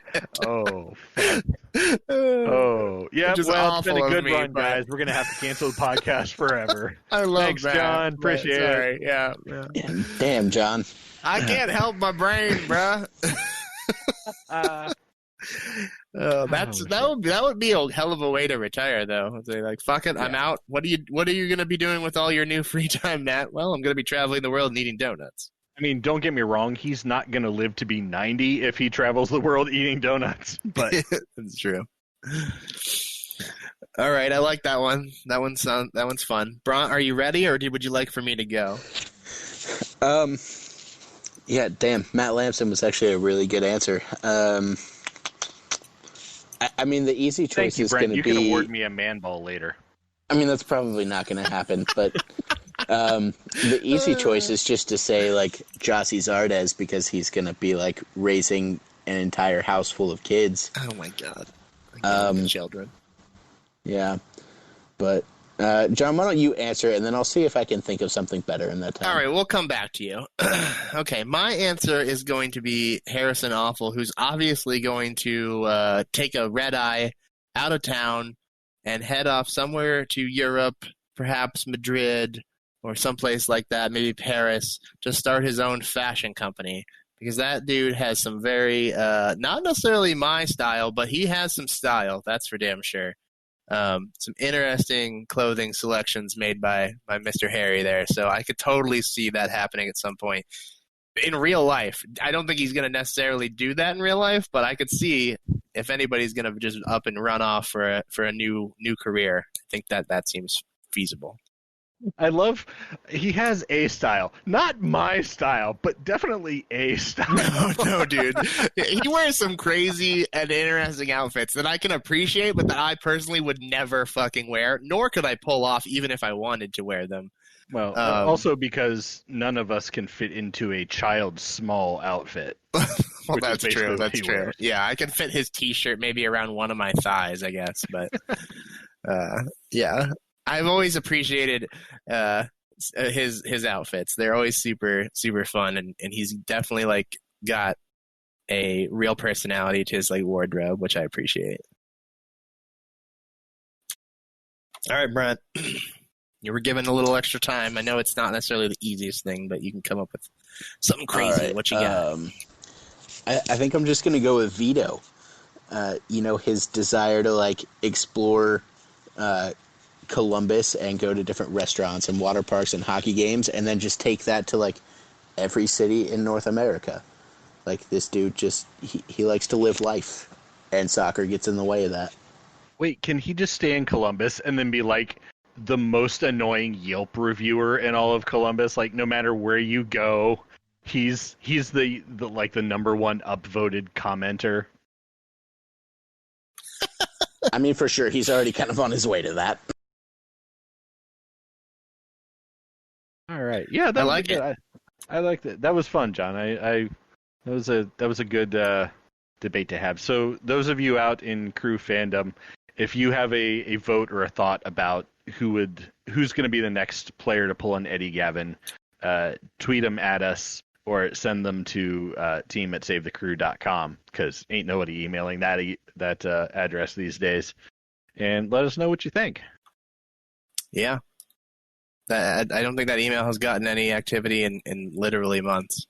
Every once in a while, I get an email. It's like, hey, Tobias, do you want us to make video content for your website? So that's pretty great. Awesome. Yeah. So what you're saying is that we need to put that email address on more of those little sign-up cards throughout the city. I hate you so much. So much. Oh my god. We could probably wind that email down, to be honest. Probably. Moving the fuck on, however, we are now at the man balls stage of the podcast. I have no idea how far we're in, incidentally. I feel like we've gone on for a while, but yeah, man ball time. So we're going to go with Brent, because he took all the time in the world in the last segment. And also gave 2 answers, which is in clear violation of the rules. So we're going to make him go first for man balls. Brent, back to you, buddy. All right. First man ball is going to go to Darlington Nagby. That wonder goal was just so freaking beautiful. Just really wish I could have been in the stadium to see that. Second man ball will go to any player that has decided to use their platform to not play a game, to bring attention to the situations that are going on around the country, and to try to create some sort of positive change. Very nice, very nice. John, who you got? Yeah, since this is apparently the thing now, I only give my man balls to Cronalis. And so I'm giving one man ball to Alex because today's his birthday, and I'm giving the other one to Henry because I got a real kick out of him receiving his letter from the Trump administration about congratulating him on his 100th birthday, and him basically telling him to go shove it up their ass. So those are my man balls. Ooh, was that was a thing? Yeah. It's I think Karen posted it to Twitter, or maybe I saw it on Instagram. I don't recall. It's all over. Yeah, it's very good. Yeah, the I'm president have to will go generally. Yeah, the president will generally send a letter to a centenarian if you write in and let him know. But yes, Henry was utterly unimpressed with that letter. It was great. All right, so man balls for me. I'm gonna give my first man ball to Josh Williams for his performance against the Fire. I think he quietly had a really great game for a guy who hasn't seen a ton of playing time lately. He had a couple of really key stops in that game, and he seemed to mesh really well with Mensah and with Valenzuela over on the left. So well done, you sexy man, you. My second man ball, and I cannot believe I'm doing this. I cannot fucking believe I'm doing this. That's right. Drabs is giving me another man ball. Oh my God! Congrats, Brent. Congrats. What a pleasure. No, I humbly accept this prize, Drabs. I am so appreciative. Oh my God, Brent! Do you want to give an acceptance speech real quick or something? I mean, I can. Do you want me to do that, John? I think after Darby physically hands you the man ball, Darby, we're going to need you to go ahead and fly out there. Oh, look at that. Oh, somebody muted Brent. Oh, you hate to see it happen. I don't know how that happened, but Brent can't talk right now, everybody. My second man ball goes to a guy I hate almost as much as Brent Miller. Almost as much Kai Kamara. as I hate Tony Chani. This man ball... This man ball is actually going to Josie Altidore. I cannot believe I'm saying this out loud. Today on Twitter, Josie called out Leroy Jenkins, or whatever the fuck his name is, who owns RSL, and said, you need to get the fuck out, and I've got owners who are already lined up interested in buying that team. Let's make this shit happen. And so while MLS, I'm sure, is going to fiddle dick around for a number of weeks and months before doing anything, Josie's out there trying to scare up new owners for those fine fans and players in Utah. So as much as I hate to do it, hats off to Josie Altidore. and we will never speak of this again. In fact, I'm going to delete this episode as soon as we're done recording. Yeah, I saw that tweet. It was really awesome. I am glad to see that one of the like bigger names in the league and in American soccer is like standing up and being vocal about this shit. I appreciate you, Josie. For sure. And again, we will never acknowledge that again. Otherwise, we hate you for everything you are and everything you do. But in this one thing, good for you. All right. Moving on. Let's talk about a couple of games, because we're going to have two more once again before the next time we would all come together virtually to talk about, I don't know, whatever bullshit is going on in the world and whatever is imploded since last we spoke. Maybe. What's up? I said 2 games, maybe. 2 games, maybe. That's true. Potentially 2 games, acknowledging that at least the game Saturday is up in the air. The game Saturday would be against the Fuss Lads of Fightin' Cincinnatieville. That is a game that's down south, right? That's not a home game, I believe. Yeah, that's an away game. Yeah, that's an away game. 7:30 on Saturday. Under the assumption it happens, what are you looking for in that game, John? I am looking for much of what we did to them last time, I would suspect. They're bad. They're real awful. I still never figured out the context from the video I saw on Twitter the other day of one of their players slide tackling another one of their players. But I suppose the context isn't particularly relevant. The context is Cincinnati. Yeah, because it happened, so I guess it doesn't really matter what the reasoning was because it went down. They're all around bad, just like they have been since they joined MLS, and I would anticipate another strong ass whooping. And I'm expecting a full choice lineup here. For them or for us? No, for us. I know I just made the argument earlier that you use the backups against the weaker opponents, but not when it's a rival like this. I want all the starters that are healthy and available on the field when the whistle blows, and I want to bury them by multiple goals, as we seem to be trending towards doing every time we see them. So. Do you think there's any chance we see any of our 3 key injuries this week among Zelarayan, Mokhtar, and Room? I mean, I don't think I have any inclination one way or the other, since the team continues to share nothing about any of them. So I honestly have no idea. Unless one of you two has seen something that I missed, I still haven't heard any updates on the guys who've been injured for a while, let alone against Zelarayan, who just got hurt. So. They're sharing that they've been in practices with the team. Like, they have been... Like in attendance or actually participating? Because you could be at pack... Okay. So they're not just, like, riding a stationary bike on the side of the field. They're actually doing drills and stuff? That riding the bike is not the way they made it sound. I guess they didn't say directly that they were in full participation in team drills and scrimmages and shit. But the way they worded it really made it sound like they were actually full practice. Okay, maybe I'll have to look up some more about that to see if we can find out some more information. But that's encouraging. I mean, if they're getting back good to go, maybe you hold those guys back just specifically because you don't want to rush them back, depending on the severity of their injury. But if they're good to go, they're good to go. Play them. You know, I'd love to see Zelarayan and Room especially return. I don't know where Mokhtar necessarily falls as a starter right now with the depth we have on the wing. But yeah, if any of all 3 of them, in my opinion, are starting caliber guys, and I'd be happy to see any of them on the field. So. Yeah. So Brent, I believe I saw a quote from Caleb Porter saying that this Cincinnati team is playing better and differently than how they did in the tournament. Are you buying what he's selling? What do you think's happening in this game?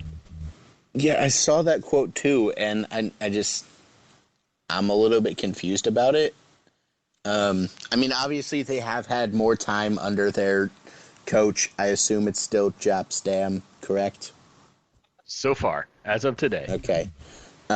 Yeah, so they've had more time to train under him and learn his system and adapt to it or whatever. And they've been rumored to be in on a potentially actually pretty strong signing. But he's not there yet. They haven't finalized that deal, and even if they did, like, he's obviously not going to be able to just go directly in and play with them.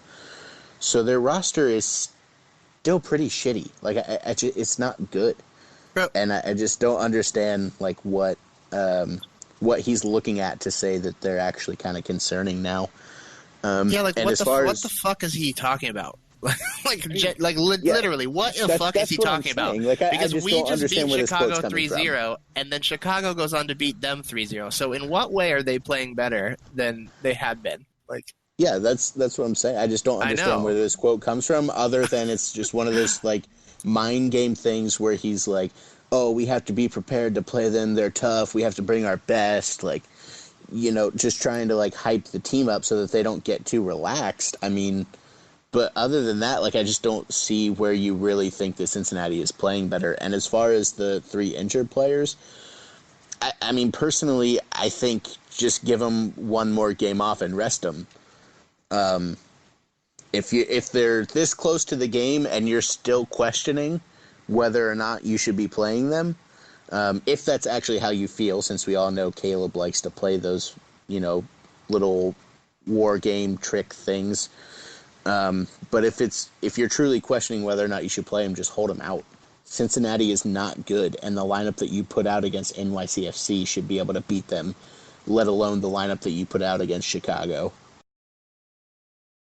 Yeah, that's a good point. Well, I definitely hear what both you're saying. Like, I appreciate John's you just bury a rivalry team, but can we stop calling this a rivalry?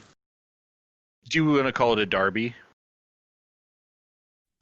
I don't even want to call it a derby.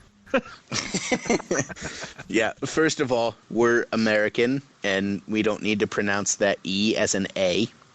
Okay, do you want to call it a derby? Secondly, they don't rival us in any way. I think there's horses involved. Yeah, they don't rival us in any way, and I'm not concerned about the distance thing, like Massive Report is, but they don't rival us. I don't understand why we're so quick to... What's the distance thing? Like physical distance? In the world? Apparently it's only a derby if you're, like, less than 20 minutes apart from each other or something. What is this Euro snob gatekeeping? There was a whole like multi-day discussion on Twitter about this that I don't know. But yeah, I don't understand why we're so ready to like force this thing into a rivalry. Oh, come on, Bront. It's a rivalry. They're in state. That's like saying that, like, in Cleveland and Cincinnati, like, the baseball teams aren't rivals and the football teams aren't rivals. But the football teams are different because they're in the same division, but the baseball teams aren't. But they don't approach those. You don't think there's an extra bit of bite to those games when they play each other because they're in the same state kind of thing? You're a baseball boy. You don't consider the Mets and the Yankees to be rivals?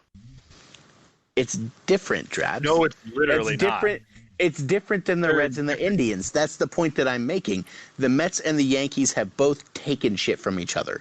But they're in different conferences. Other than a single, like, USL game.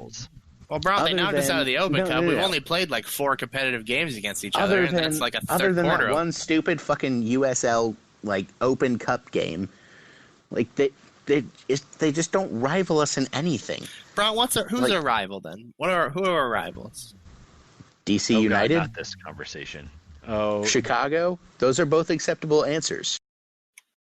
Chicago's never taken anything from us. The one chance they had, we beat them, and then we won an MLS Cup off the back of it.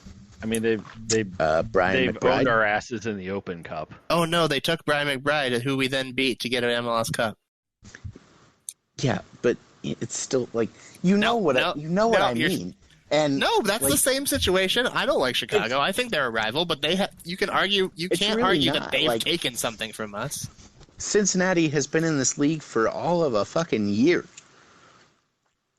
You know, geography creates rivalries. Now, whether it doesn't have the hatred yet because that has to be a cultural phenomenon. But John's right. In a geographically dispersed country like America, if you have two teams in the same state or in reasonable geographic proximity, those become de facto rivalries.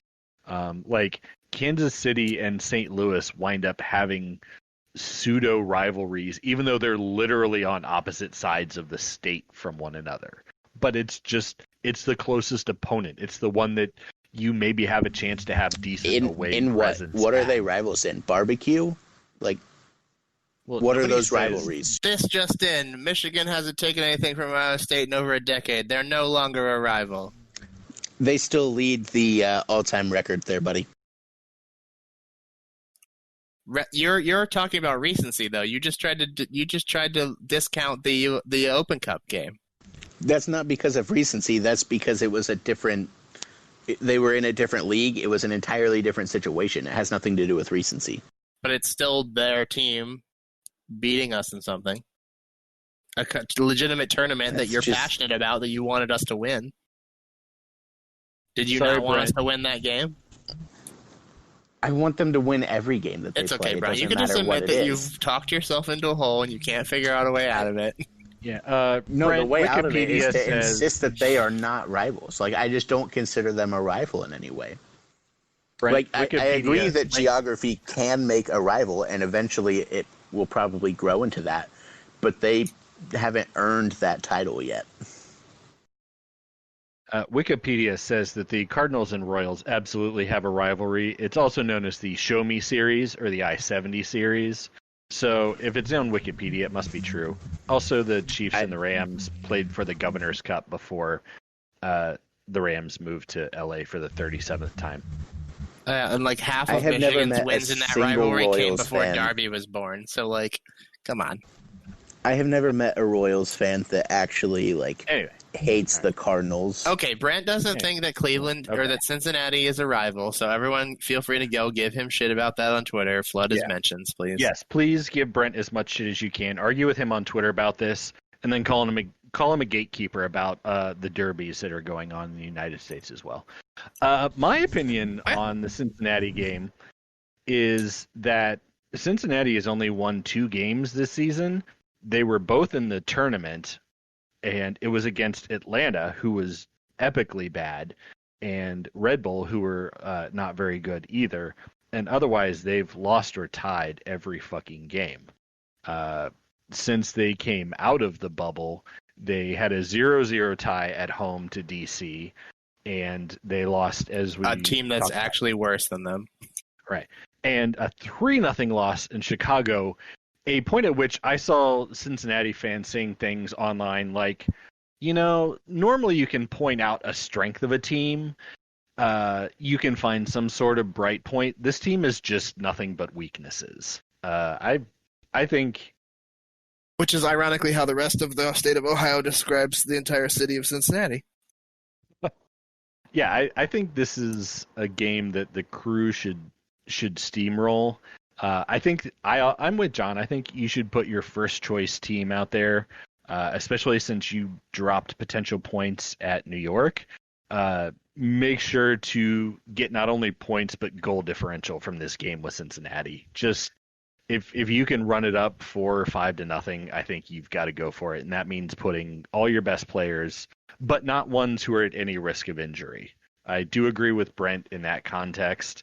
Let's keep guys safe as they're coming back from injury, just because there's some talent and some money tied up in those names. So, all right, let's talk real quick about the game after that, which would be on September 2nd, next Wednesday, against Philadelphia Union.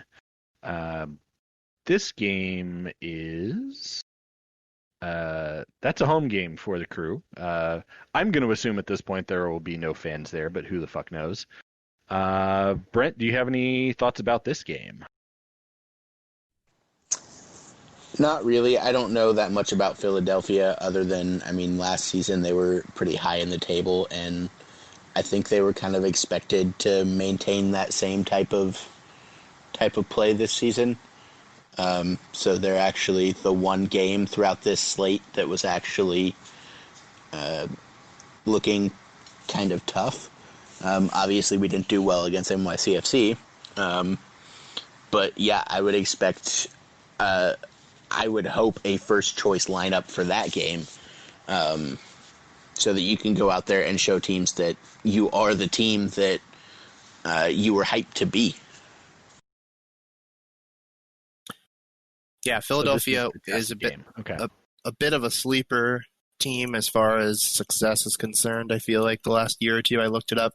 Last year they finished third in the East, fifth overall. Pretty good record. Not an incredibly impressive goal differential, just +8. So they were having a lot of close games during their season, but definitely finished out on top there. Didn't happen to spot their playoff performance from last year, but obviously, like, the regular season is a better indicator. And then, of course, right now they are doing quite well. I think that they are third in the East currently, and potentially fourth or fifth overall. So similar standings to how they ended last year. So this is the big test. This is the real test. I think this is probably the biggest test that this team may have faced this entire weird ass season. Because the teams that they played in the tournament, none of them have performed as well as Philly has. So this is the big one, I think.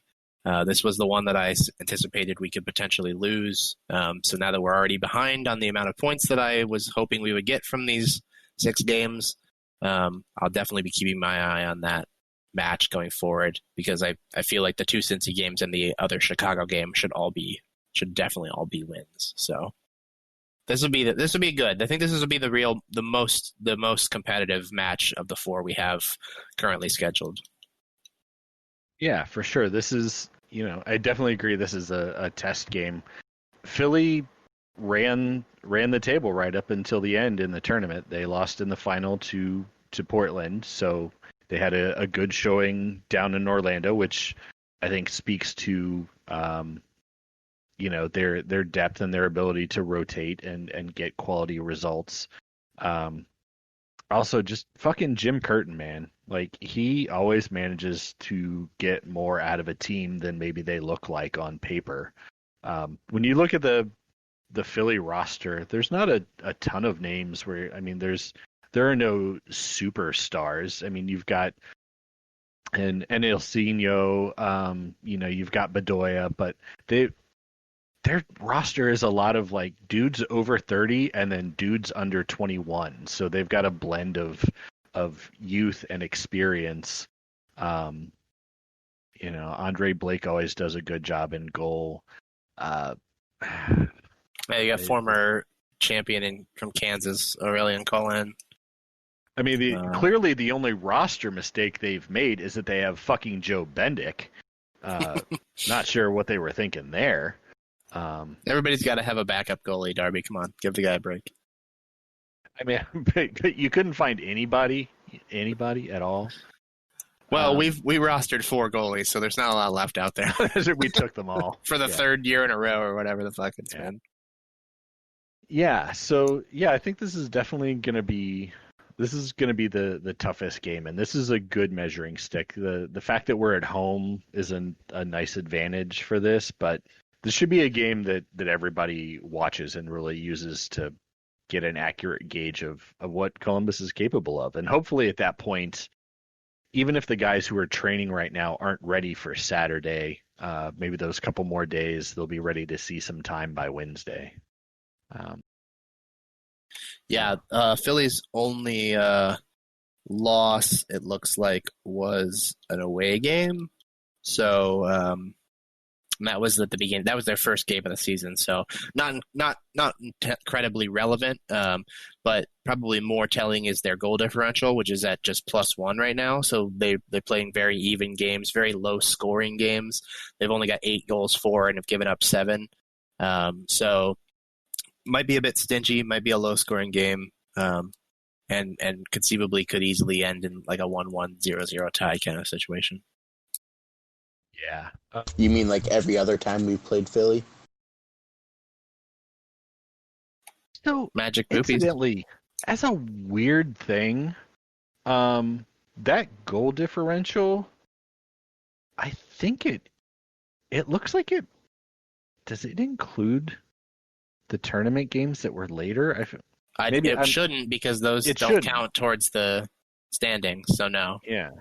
But I don't know what those scores were. I didn't look at those. I guess I can't. Okay, so I filtered it. I'm trying to calculate up the goals for and against. I only see. So let's see. The knockout games that they have listed on their schedule were a 1-0 win against New England, a 3-1 win against Kansas City, and a 2-1 loss to Portland in the semifinals of that tournament. Okay, yeah, I think it's right. I think I just wasn't looking at it properly. But yeah, they're playing a lot of close games.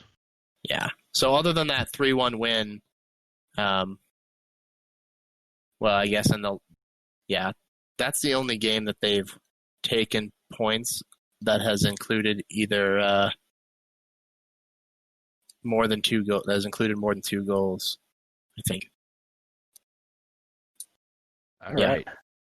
Well, I don't know. So let's get into some actual score predictions. But before we do that, I mean, normally this is the point where we would talk about last week's results and the updated standings. But if you guys want to skip all of that, that would totally be fine with me.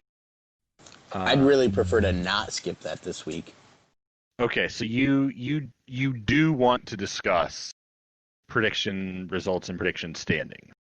You wouldn't rather skip over it and just go straight to this week's score predictions. Tommy, you have yourself listed here as winning for this week in points, and I don't see how that's possible. But I didn't hear what you said. You kind of borged out for me. But he said you're a big fat liar and you're trying to cheat, just like certain former podcast all the hosts score did. predictions are in the spreadsheet on the Google Drive if you want to check it out. Speaking of which, so results from last episode, the game against Chicago. Let's pull that up real quick, because these are the kind of things I do to prepare in advance of what's happening. Both John and Brent, it's sort of it looks like, oh, did these results get erased? Oh, there's no way of knowing what your predictions were for the Chicago game. That's a bummer. I'm so sorry, guys. Ooh, you want to know how you can figure it out? Just look at the score that actually happened, and that was it. Okay, fine. Yeah, so last week, John Zadar, blah, blah, blah, predict 3-0 Crew, blah, blah, blah. Brent Bucket Boy Miller, 3-0 Crew, blah, blah, blah. Darby Schnarfus, 1-0. You did correctly predict a win, Darby, so you get 5 points. Everybody else gets 15 points. The other match against NYCFC, which we would all rather talk about and not the predictions for Chicago, all 3 lads predicted a 2-1 Crew victory. And while that should have been the result, it was in fact not. The actual result was a 0-1 loss in Harrison, New Jersey. And none of the lads got any points. May God have mercy on all of our collective souls. Now, as John reboots his internet because... I'm back. Oh, he's back. You're just in time for me to recap the standings, John. I'm so glad you're here for this. Fantastic. In a very tight tie for a very distant third place with 20 points, Brent, the number 1 bucket boy, pool contagion, drinking illegally in the hotel pool, Miller, 20 points. And John Zadar, the wettest artist boy, ball, perfectly formed raccoon roommate lad, also 20 points. I think I got those right. I don't want to speak for Brent, but I feel like we're tied for second, not third. No, that's not how ties work, John. No, I think that's how we're going to do. You tie for the Brent. lowest value. Don't you think we should probably be tied for second? You tie for third. I agree with John, which means that Drabby is outvoted. As so the we're 2 people tied for involved second. in the tie, we have voted unanimously to be tied for second. Yep. The good news is it doesn't matter because standing unobstructed in first place with 25 points, the only person to have 25 points among all the Aces Radio podcast hosts and producers and hangers-on, Darby Schnarfus. It's a lot less impressive when you can't play Celebration. Yep, that's very true. Also, some people are saying that you lacked confidence in the team so much in that Chicago game that you probably shouldn't even get credit for that 5 points. I think we're probably just going to actually drop Darby from the roster and let him be picked up on a free transfer by a lower division podcast like Master Report. Nope. Yeah, I'm still in first place. Yep. I'd like to go ahead and thank the Academy. I'd like to thank God above all because I am a big God boy. I see. And I would like to thank Don Garber for supporting me through these trying times. Oh man, you hate to see that when the leader of the server mutes Darby. It's real unfortunate. You really hate to see that, don't you, Brent? Oh, you absolutely do. I mean, it's just tragic. It really Nobody is. ever wants that, but you know what? Rest. He's so old and bad at technology, he's probably still talking, thinking everyone can hear him. Oh. Could definitely see that happening. No, he seems to have stopped. Oh, is this the part where both of you are muted and now I get to talk and you don't? Oh, no, John. Oh, you are so going to regret giving me any sort of server control. I'm pretty sure I took it away would you like earlier. To come back? Oh, hi. There you are, John. Nice to hear you again. I don't know. It's weird. Do you know how the muting works, Darby? Yeah. Do you? Because I was talking when you were saying. I could definitely hear John the entire time that you were saying he was muted. Yeah. How do you think it works? Oh, I mean, I guess I can't hear you, but I suppose you get to talk. Did you just click the headphones? Okay, so now I have Brent muted. Can you hear Brent? Here, I'll unmute John. Is Darby old and bad at technology? I sure can't. Yeah, he doesn't know what he's doing. He thinks he's muting us, but he's not. I think you're going to find on the recording that there's no Brent and no John right now. We'll see. Because I think since I initiated the recording. Here, wait, I'll unmute Brent again.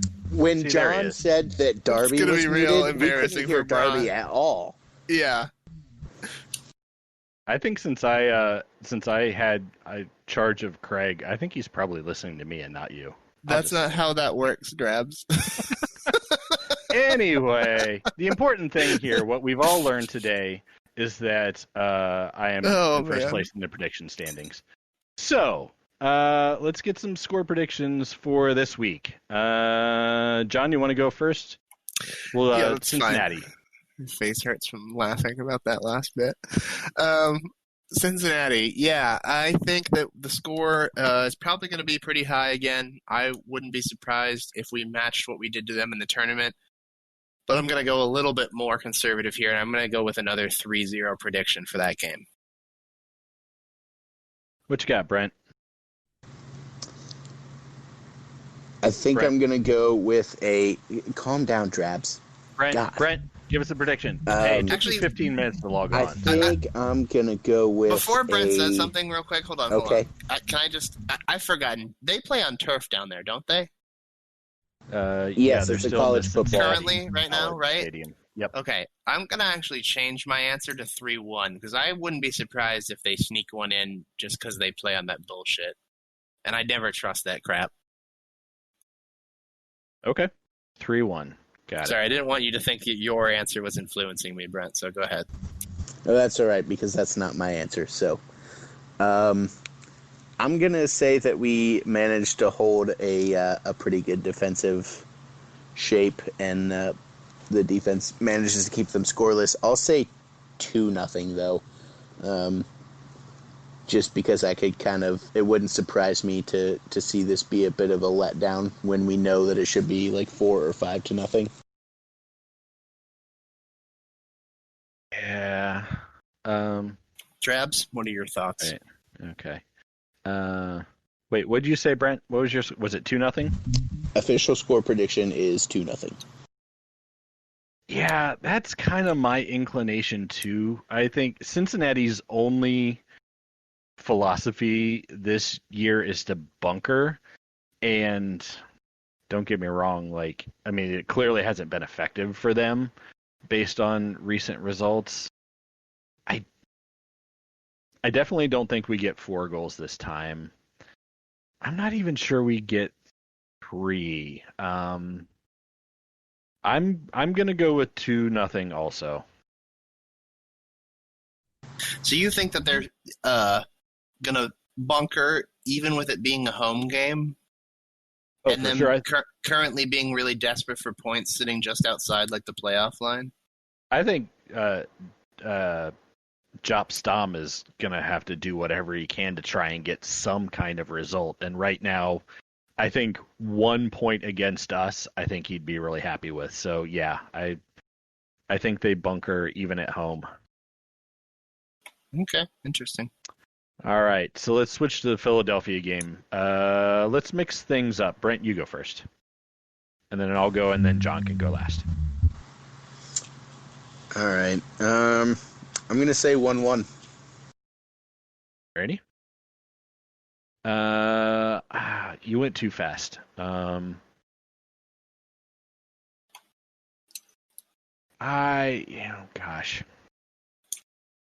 I'm going to say 1-0. To which team? To Crew, sorry. Crew victory. I don't hate them enough to root against them at home. Do you, Brent? He didn't predict a loss. I did not predict a loss. Morgan isn't on the show anymore. No. We don't have a Crew hater here. Wait, what was your prediction? I'm too busy typing and not paying attention. What'd you say? Brent or me? Me? Yeah. To which one? What were you saying yeah to? Oh my god, both of you just give me your score prediction. I didn't even predict yet. Yeah, so Brent, what did you say? 1-1. 1-1. Okay. John. Oh my god, you old bastard. I'm predicting 1-1 also. Okay, fine.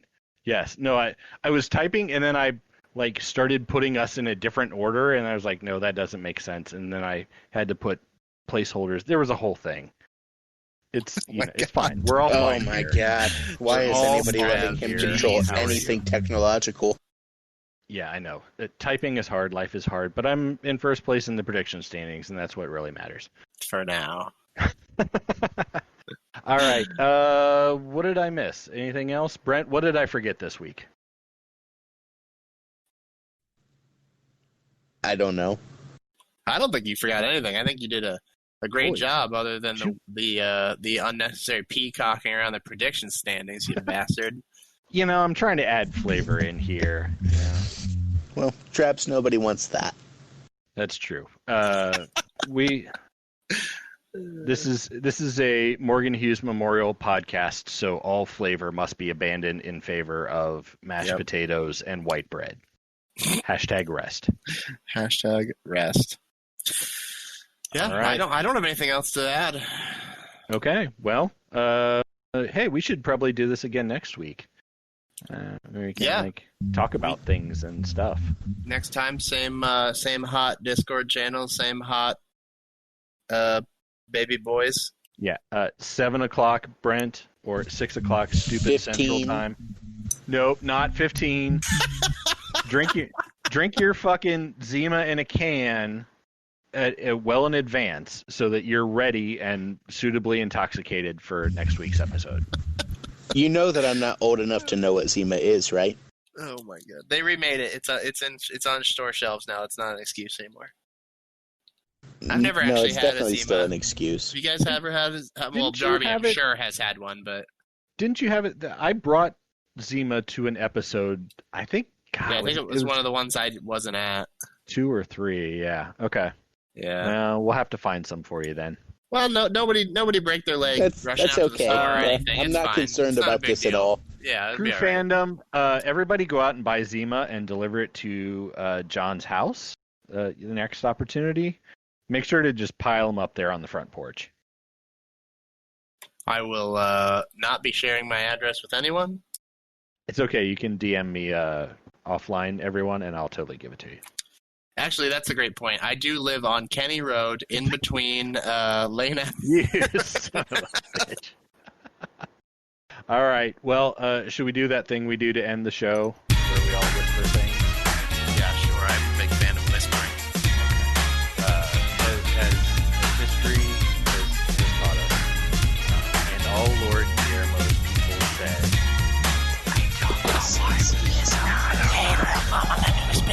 I'll tell you that Black Lives